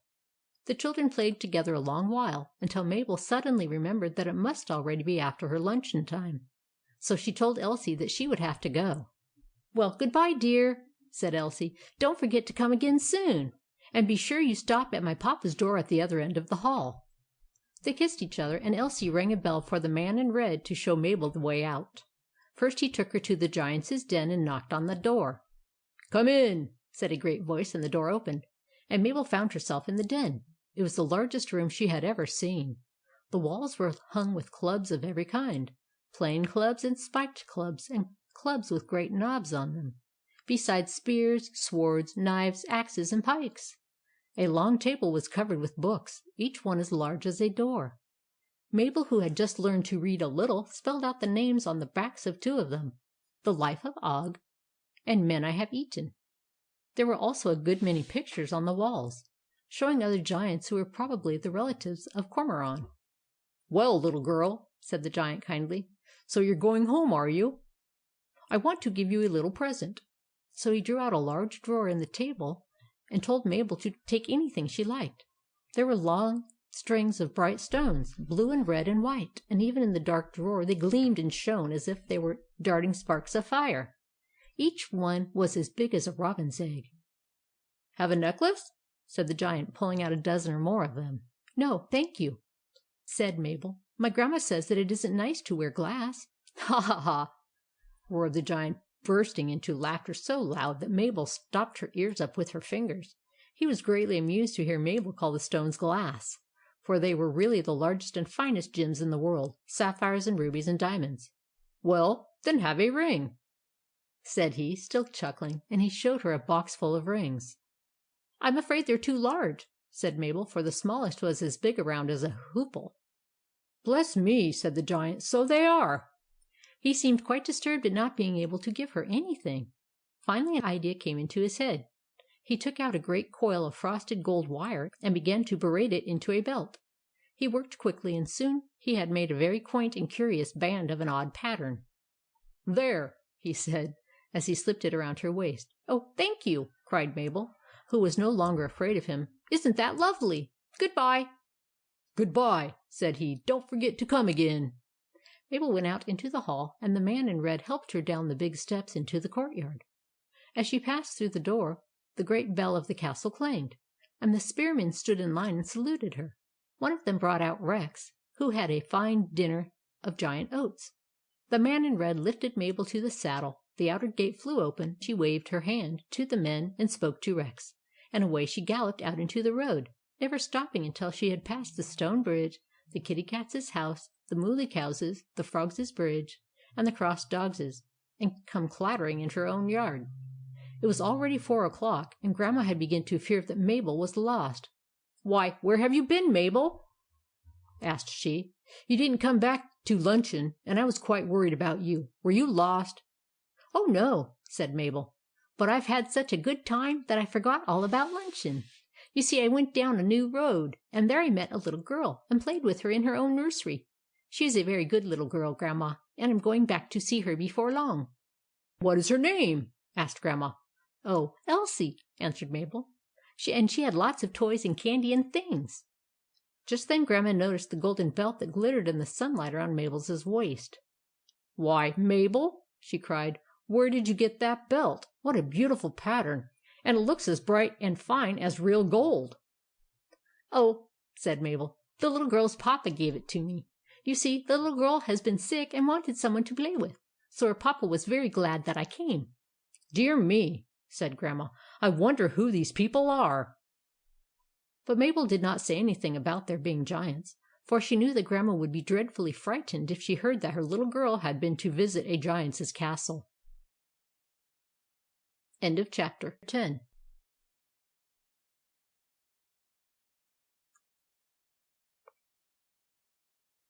Chapter number 11. The Brownie Jelly. One day, about 2 o'clock in the afternoon, Mabel put on her sunbonnet and took a little basket and went down into the woods to pick blackberries. It was getting to be rather late in the summer, and the berries were not very plenty, so that she had to go a long way into the woods before she found any bushes that were filled. But at last she came upon a great thicket full of briars, but with bushes on which the ripe berries were so thick that she cried out with joy when she saw them. Behind the thicket rose an enormous rock, half hidden by vines and creepers. Mabel got down on her hands and knees, picking away as hard as she could, and when she had gathered all the berries on the outside of the thicket, she began to creep along the ground in the midst of the bushes, avoiding the sharp briars, and reaching up for the berries that hung above her head. Further and further she crept, like a little mouse in a haystack, and by the time she had crawled through to the rock her basket was nearly full. At this moment, however, she saw to her surprise that the base of the rock, which had been hidden by the bushes, was not solid, but that there was a large hole in it which seemed to have been hollowed out of the stone. It was an opening about half as high as Mabel herself, and appeared as though it led into a sort of dark tunnel in the rock. "Well," said Mabel, "that looks like a kind of cave. I wonder if it is."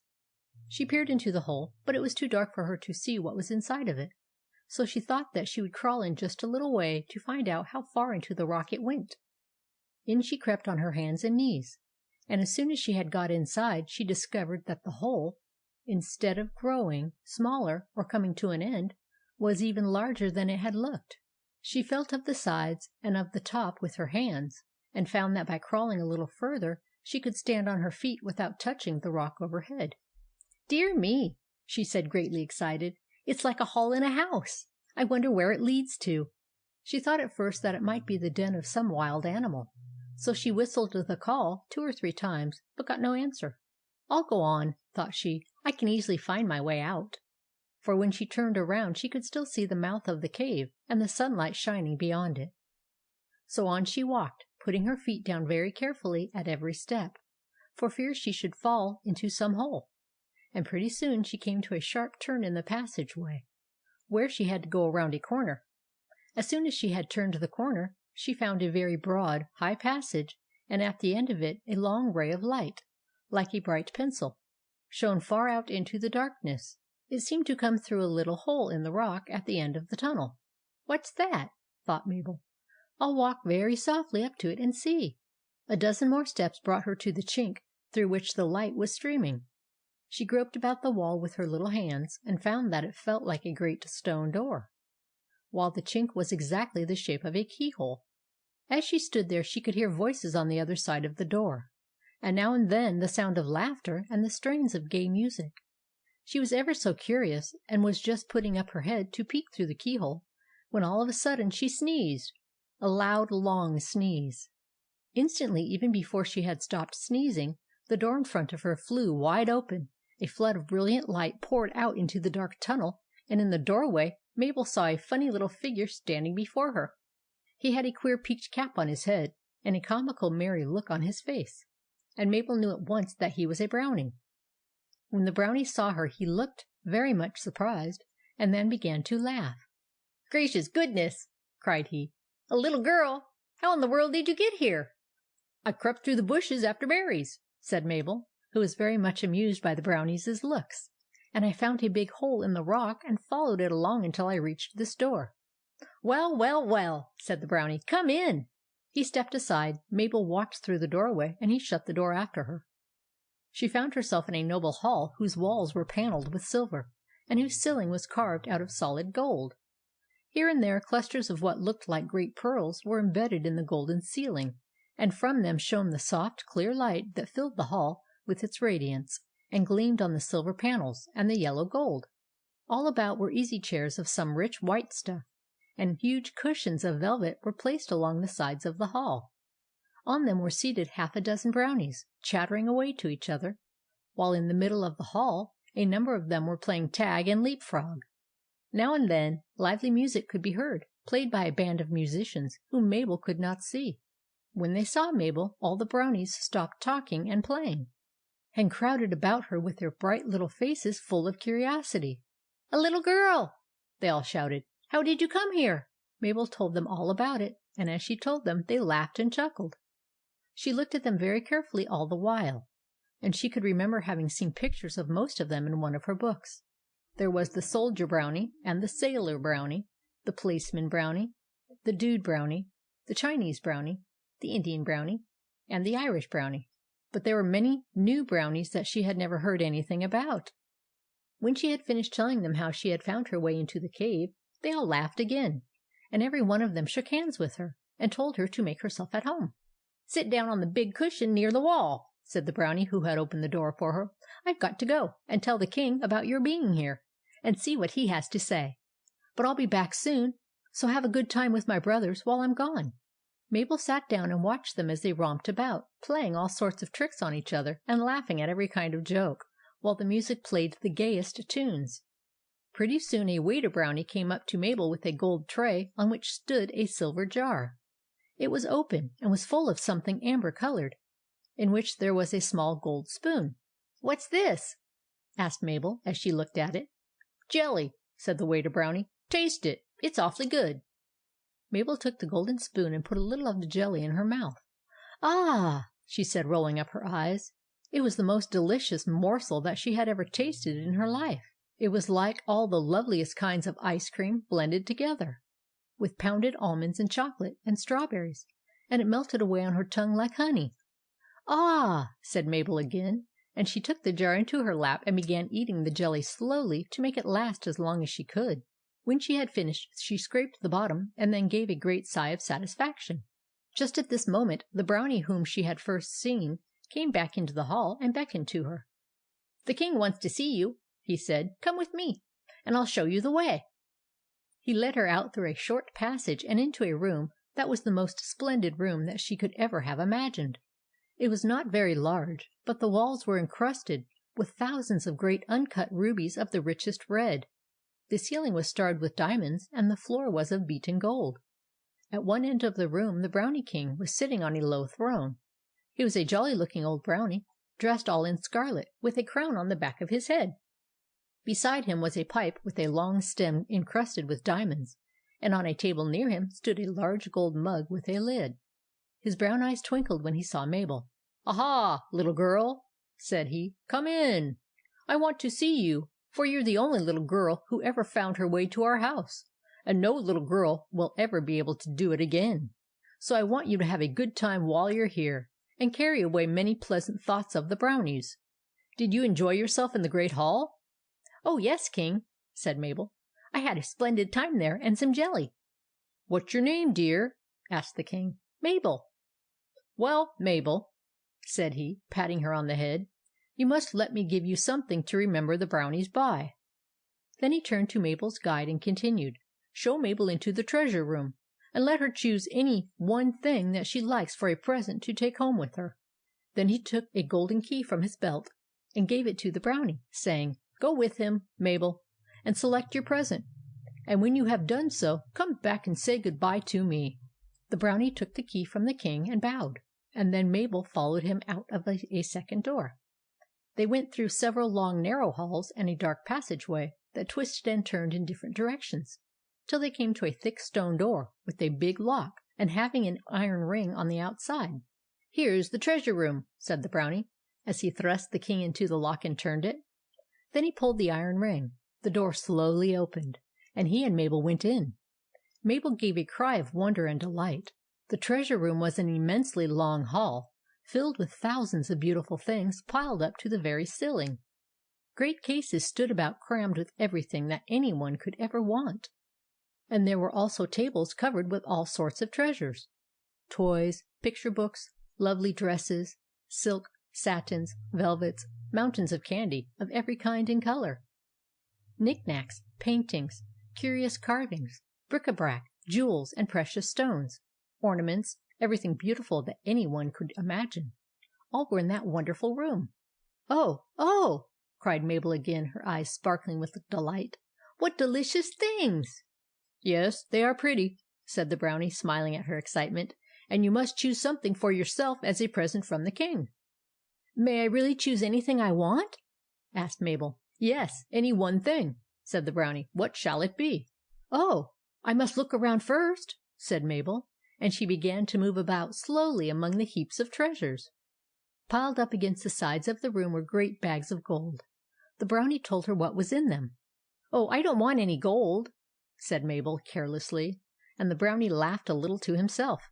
The first thing that she stopped to look at was a case filled with clusters of the most exquisite pearls strung into necklaces upon silver thread. Each pearl was as large as a pea, and had a soft lustrous gleam that made the whole necklace look like a string of globed lamps turned low. "Oh, how pretty!" cried Mabel. "They'd be just lovely to wear with my party dress. I'll try one on." So she tried one of the necklaces on. I think I'll take this," said she. "All right," said the brownie. But just at that moment Mabel's eyes caught sight of a dress hanging on a silver nail near by. It was made of pale rose-colored silk, covered with lace so fine that it looked as though it had been made by the fairies, and tiny knots of rose-colored ribbon were fastened at the shoulders and the waist. "Oh, isn't it lovely?" cried Mabel. "And it's just the right size for me. May I take this instead of the necklace?" "Of course," said the brownie. Mabel took the dress down from its nail and held it on her arm, passing her fingers over the lace and smoothing out the bows. "I think I'll take this," said she slowly. But just then she heard the sound of the most beautiful music by her side, and when she turned to look she found that it came from an ivory box. "It's a magic music box," said the brownie. "It plays all the tunes in the world. All you have to do is to pat the lid 3 times, and say what you want it to play, and it will play it till you pat it again." It was a very small box, but it played like a whole orchestra, now softly and sweetly like a fairy lullaby, and then full and strong like a great military band with drums and trumpets and cymbals, and then again its music was like that of flutes and harps and violins. "Oh, that's what I want," said Mabel. "Never mind the dress." She raised the box from the table and patted it to make it stop, and then she patted it again and told it to play the lizard's call. All at once it began playing it, first simply, and then with all sorts of changes to the sound of little silver bells and tinkling triangles. "Yes, I'll take that," said Mabel, and she was turning around to go when just behind her she saw what at first she took to be a little girl of about 3 years old sitting on a small velvet sofa. "Why, who's that?" gasped Mabel, greatly surprised. "That's a doll," said Brownie, "and I think you never saw one like it before. It can talk and laugh and cry and walk." "Can you talk?" asked Mabel of the doll. "Oh, yes," said the doll, smiling. "I can say 100 words." "Dear me," said Mabel. "How strange." She put the music box down and lifted the doll off the sofa and set it upon the floor. It walked up and down 2 or 3 times and then said, "Put me back, please." "Well, I never!" said Mabel. "There's a whole trunk of clothes to go with the doll," said the Brownie. "Oh, that's what I want," said Mabel. "Would you like to go with me, Dolly?" "Yes, indeed," said the doll. "It's stupid sitting here all alone." "Well," said Mabel, "I think I'll take you." And then she was looking about for the trunk of clothes, when down at the end of the hall she noticed, for the first time, a sort of house standing among a perfect forest of swings, seesaws, and runarounds. "Why, what's that?" she asked. "Oh, that's a doll house," said the Brownie. "Want to see it?" "Yes," said Mabel, and she hurried down to where it stood, leaving the doll, who called after her once or twice, and then laughed. Mabel reached the doll house. It was a real house with 12 rooms, each one almost large enough for Mabel herself to sit in. The front of the house had real glass windows with lace curtains, 2 front doors, and a doorstep, besides a little doorbell, and the whole front swung open on hinges and showed the inside of the house when you rang the bell. Each of the 12 rooms was fully carpeted and furnished, even to the pictures on the walls, and the clocks on the mantels, and the soap dish in the bathroom. A bird cage with a canary that really sang hung in the sewing room. There was a piano in the parlor, and in the kitchen was a stove with a fire in it that blazed up when you touched a knob. A pump in the sink pumped real water, and when the fire in the stove was going, real smoke came out of the chimneys at the top of the house.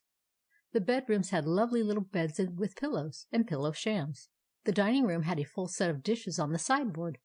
The garret was stored with trunks and curious things. And the cellar had a coal bin and a woodpile, just as in a real house. "Oh, that's the best yet!" cried Mabel, clapping her hands. "But it's so big that I couldn't carry it home." "Oh, yes, you could," said the Brownie. "You press the little knob in the roof, and the house shuts up by magic, and makes a little package that you can carry in one hand. And when you press the other knob on the doorstep, it all opens out again, just as you see it now." "Well, then, this is what I will really take," said Mabel, and she walked around the house, looking at it from all sides. As she went behind it to see if there was a back door, she saw against the end of the treasure room a great pyramid of little silver jars, each one having a gold spoon tied to it by a silver wire.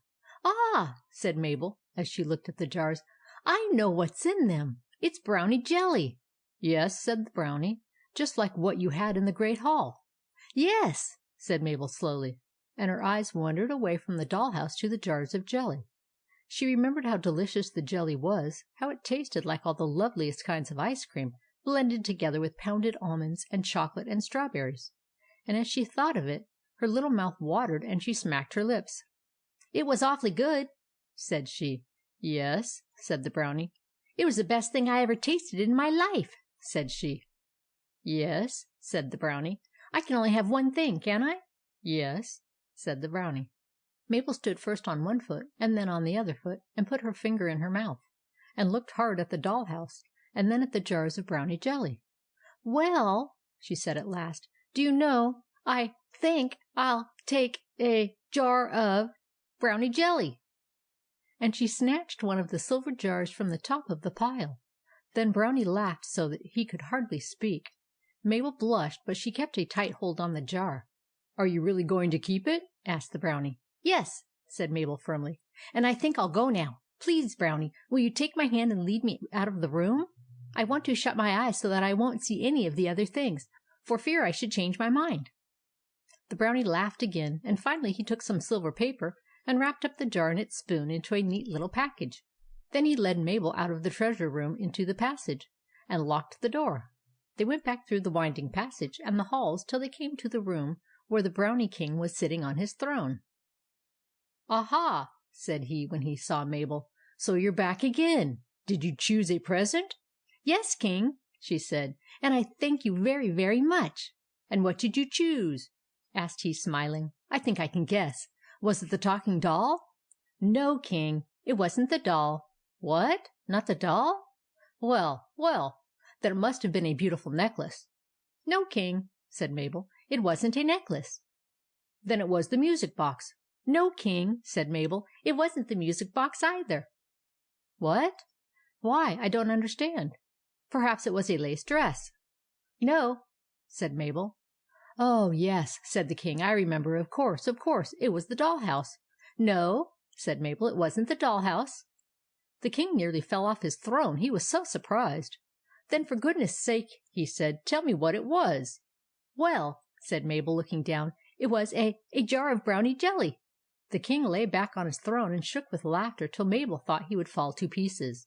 "Ha, ha, ha, ha!" he roared. "A jar of jelly? A jar of jelly?" "Yes," said Mabel. "It's the best thing I ever tasted." "Ha, ha, ha! A jar of jelly!"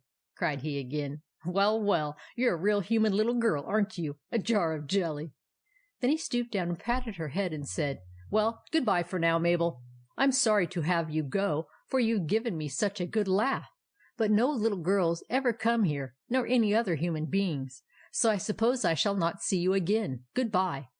And then he began laughing once more, and the last thing that Mabel heard him say was, "A jar of jelly." She went back into the great hall to say good bye to the other Brownies, who all shook hands with her and patted her on the head. And then the Soldier Brownie brought a torch and said that he would light the way for her out of the cave. So the great door was opened again, and Mabel went out into the dark tunnel, the Soldier Brownie going ahead of her with the torch. When they had turned the corner and could see the daylight glimmering at the entrance of the cave, the Soldier Brownie in his turn shook hands with Mabel, said good bye, put out the torch, and quickly disappeared around the corner. Mabel heard him going back to the stone door, and soon she heard it open and shut again. And then she crept out of the dark hole, through the thicket and the blackberry bushes, and ran home as fast as she could, leaving her sunbonnet and her basket of berries on the ground, but hugging the jar of jelly tight in her arms. Grandma was sitting on the veranda when Mabel ran up, all out of breath. "Oh, Grandma, Grandma!" she cried. "Where do you think I've been?" "Why, down in the woods, I suppose," said Grandma. "Yes, but where else?" "I'm sure I can't guess," answered Grandma. "Well, Grandma, I've been in the Brownies' home, visiting the Brownies." Then she told the whole story just as it has been told here. And when she finished, she cried out, "There now! What do you think of that?" Grandma smiled and patted her little girl's head. "I think," she said, "that somebody fell asleep in the woods and had a beautiful long midsummer dream." "Oh, no!" cried Mabel. "I didn't dream a word of it. It really, really happened to me. And I was just as wide awake as you are, Grandma. Truly, truly." "Well, well, Mabel," said Grandma, "of course you think you saw all these strange things. But there are really no Brownies nowadays outside of picture books, so you see you must have dreamed it." "Did I dream this, Grandma?" asked Mabel, suddenly holding up the package wrapped in silver paper. Grandma looked surprised, and took the package and unrolled it. Out came a beautiful little silver jar with a silver lid and a gold spoon fastened to it by a bit of fine silver wire. On the top of the lid was carved a picture of the Brownie King, and his crown upon his head, and the same picture was cut on the handle of the spoon. Grandma's eyes opened very wide. She did not speak for a long time, and then she said, "It's all very curious, Mabel, and I will not speak about it just now. It is time for you to have your supper and be put to bed. But tomorrow morning after breakfast I will go with you to the woods, and you can show me the place where you found the entrance to the cave." So the next morning Grandma and Mabel went together down into the woods, and Mabel led her to the thicket of blackberry bushes. Sure enough, there lay Mabel's sunbonnet just where she had left it the day before. In the bushes they also found the basket nearly full of berries. Mabel showed Grandma how she had crawled through the bushes to the great rock. "I'm pretty old to creep on the ground," said Grandma, after peering into the thicket, "but I think I'll try it, just for once." So she actually got down on her hands and knees and crept in among the bushes just as Mabel had done. But when she reached the rock on the other side, she found no opening, for an enormous stone had been wedged into the hole, so that hardly a crack was left. Grandma took both hands and tried to move it, but it was too heavy and was wedged in too tight, and when she gave it up, she heard a little laugh on the other side of the stone. She crawled back to where Mabel was waiting. "There's no hole now," she said. "It's been stopped." "Yes," replied Mabel, nodding her little head wisely. "The King Brownie said that no one would ever get in again." They walked home together, and Grandma kept very silent about it all.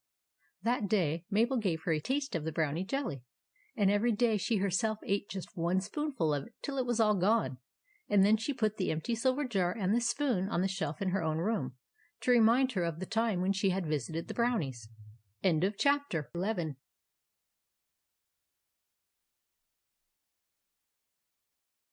Chapter 12. The Rescue of Jack. After her first visit to the Giant's castle, Mabel went there regularly twice a week. She and Elsie became great friends, and as Elsie grew stronger, they began to plan for the time when she and Mabel could go out into the fields and have a picnic. But as yet she was not able to get any further than the courtyard. It was just at this time that something happened which I'm now going to tell. Over the hill beyond the brook, where the frogs were, stood a small white house, and in it lived a little boy about 7 years old, named Jack. He had not lived there long, so that Mabel did not know him very well. But he had come to her house once or twice to see her and Walter, and they were getting to be pretty well acquainted. One day Mabel was sitting on the lawn playing with Towser, when Jack's father came by, walking very fast and looking anxiously in all directions as he walked. When he saw Mabel, he stopped and asked, "Have you seen anything of my little boy today?" "No," said Mabel. "He hasn't been here." Jack's father didn't wait to say anything more, but hurried on up the road.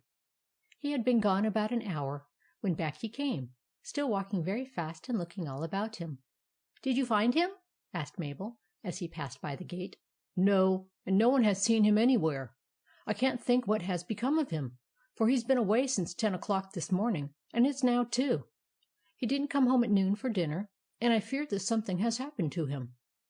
"Well," said Mabel, "if I see him, I'll tell him that you are worried about him." "Thank you," said Jack's father. "And please ask everybody that passes if they have seen a little boy in velvet knickerbockers and a Scotch cap." And he hurried away in the direction of his own home. Mabel thought it over for quite a while, and then she felt that it would be a good thing for her to have Rex saddled and to ride along the roads, asking whether anyone had seen or heard of Jack. So presently she was galloping past the Cross Dog's house and the Frog's Brook, and just as she was near Jack's house, she saw the butcher riding along in his cart. "Have you seen anything of a little boy in velvet knickerbockers and a Scotch cap?"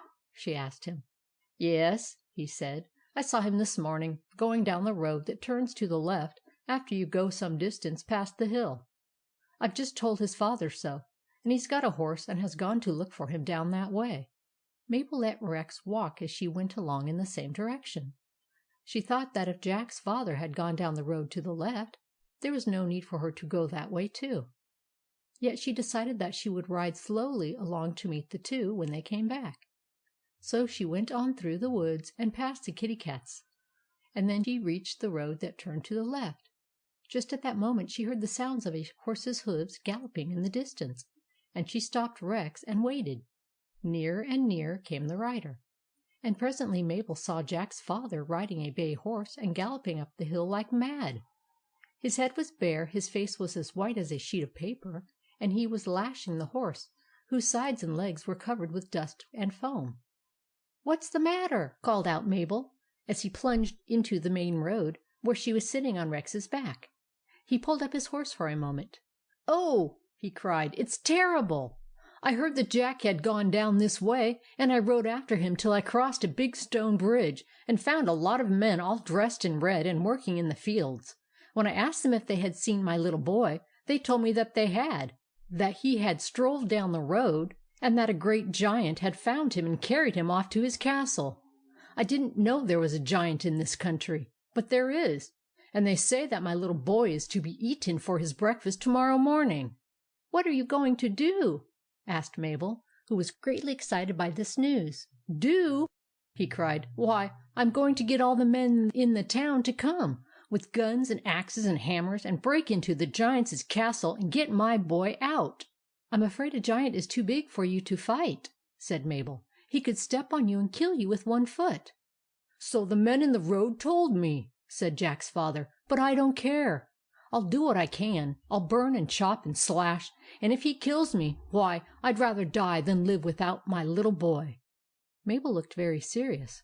"Stop a minute," she said. "I want to tell you something. Don't try to break into the castle, but just wait and let me see what I can do. If you will, I promise that Jack shall not be hurt." Jack's father stared at her in astonishment. "What, you, a little girl?" "Yes," said Mabel. "I know what I can do, and I promise you to bring Jack safely home by sunset. Wait at your house and see."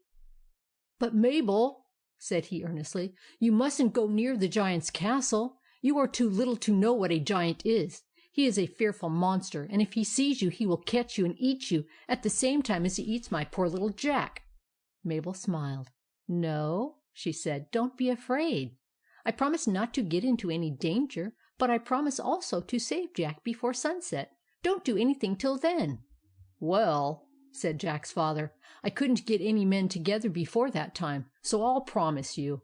But be sure you don't run into any danger. I don't want you to be eaten too."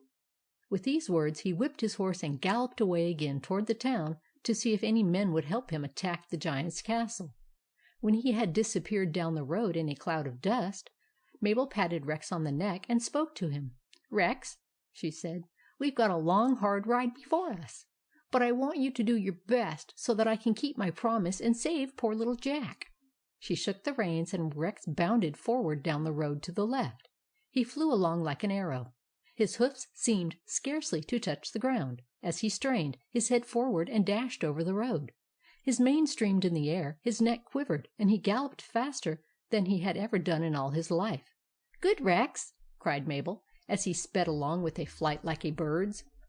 On they went over hill and dale, on, clattering through the grass and woods, thundering over the great stone bridge, on between the fields where the men in red were working, on, never stopping till they dashed down the last hill, and found themselves before Cormoran's huge castle, with its mighty towers, its gilded roof, and its massive gateway. Mabel tugged at the chain, and the great bell clanged. The gate flew open, and she clattered into the courtyard, where the red spearmen saluted her. "Here, take my horse, someone," cried Mabel, as she slid to the ground. "Do you want to see the little lady Elsie?" asked one of the men. "No," said Mabel, "I want to see the giant." The man hesitated a little. "You can't see him today," said he. "He's very much out of sorts. He's shut himself up in his den, and has given orders that no one is to disturb him." "I can't help it," said Mabel. "I must see him. Please help me up the stairs, someone." The man who had spoken bowed and led her through the doorway into the castle, and lifted her up the great steps, one by one, till she had reached the top, and then he turned and ran away as fast as he could.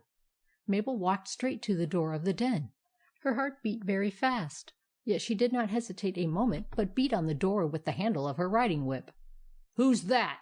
roared a terrific voice within. "It's me," called Mabel, as loud as she could, but her voice was too weak and small to be heard through the thick door. "Who's that?" bellowed the giant. "Go away!" Mabel beat the door again.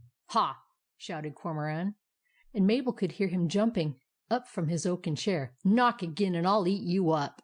Mabel was dreadfully frightened, but she raised her whip and beat the door again. In half a second it flew wide open with a crash, and Cormoran rushed to the entrance. He was a fearful sight. His tangled red hair stood out all over his head like a blaze of fire. His lips were curled up so as to show his great tusks, and his eyes rolled and glared furiously like those of some monstrous beast. "You shall die!" he howled, and then he saw that it was Mabel.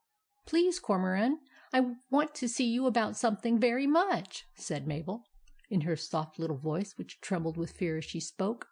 Cormoran looked at her a moment, and he seemed less angry, but his face still wore a scowl. "Well," he said shortly, "come in." Mabel went into the den and climbed up on a footstool. "What is it?" growled Cormoran. "Come, make a short story of it." "Please," said Mabel, folding her hands in her lap, "have you caught a little boy to-day?"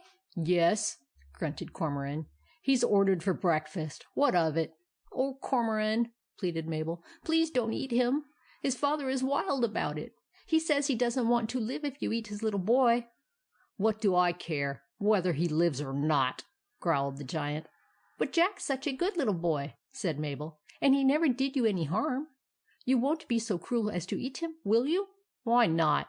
Little boys are good eating. Why shouldn't I eat him just as you eat pigeons? Pigeons never did you any harm." Mabel was in despair. She felt that she could say nothing to persuade the great hungry giant, but she resolved to try once more. "Cormoran," she said, "you know I've been here often and often, because you asked me to, and I've played with Elsie, and you said yourself the other day that I did more for her than any one else. When I first came she was pale, and so weak that she couldn't walk. And now she's so strong and well that next week she's going out of doors again, just as well as ever. You love her ever so much, don't you?" Well, Jack's papa loves him just as much as you do Elsie, and how will he feel when he knows that his little boy is dead? Now, Cormoran, if you think I've done anything for your Elsie, let Jack go for my sake, because he is my playmate too. If you will, I will love it better than the gold belt or than anything else, and I'll never forget it.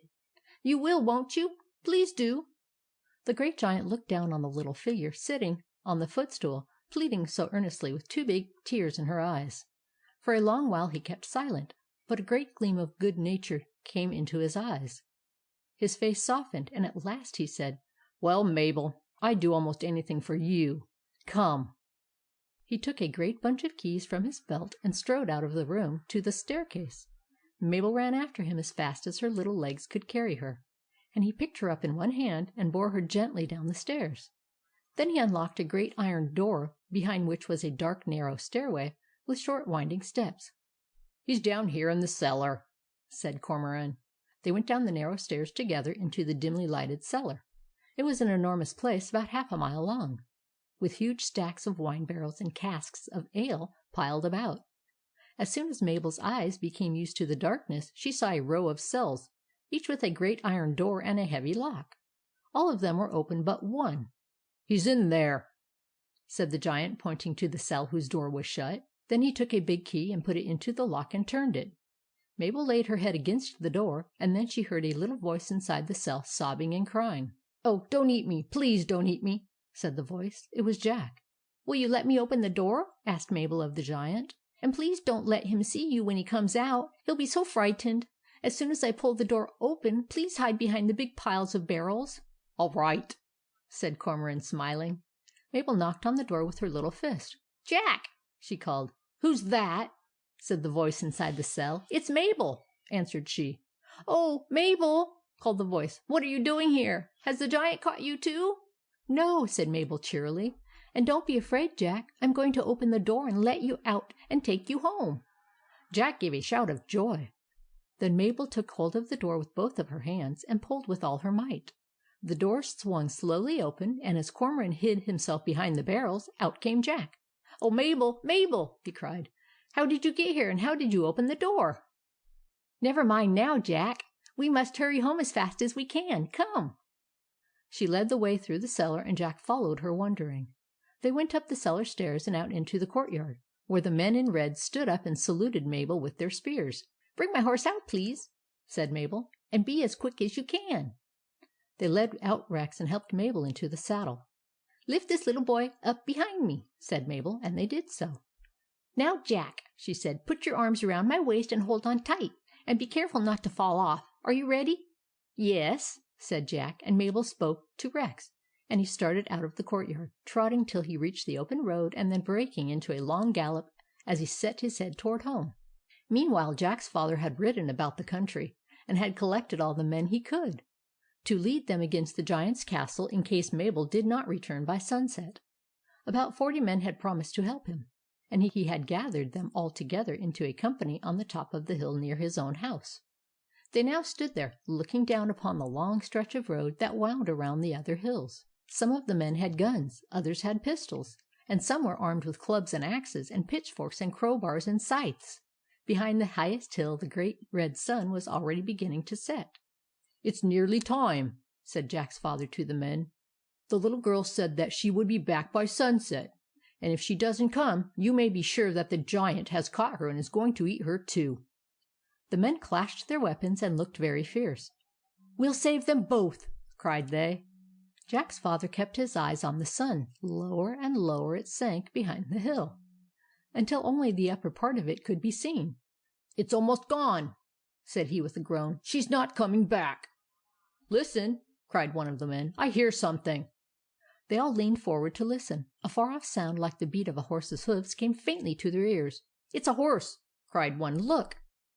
Far away in the distance a tiny cloud of dust could be seen. On and nearer and nearer it came, until they saw a black speck moving swiftly down the road, while the sound of galloping grew louder and louder. The men all strained their eyes. "It is a horse!" cried Jack's father eagerly. "Yes, and I see a little white figure on his back. It must be Mabel. Thank heaven she's not lost at any rate." Nearer and nearer came the horse. plunging along through the dust of the road. "Yes," called out one of the men, "and there's something else on his back, too. Beyond the little girl. What is it? Yes, why, it's Jack!"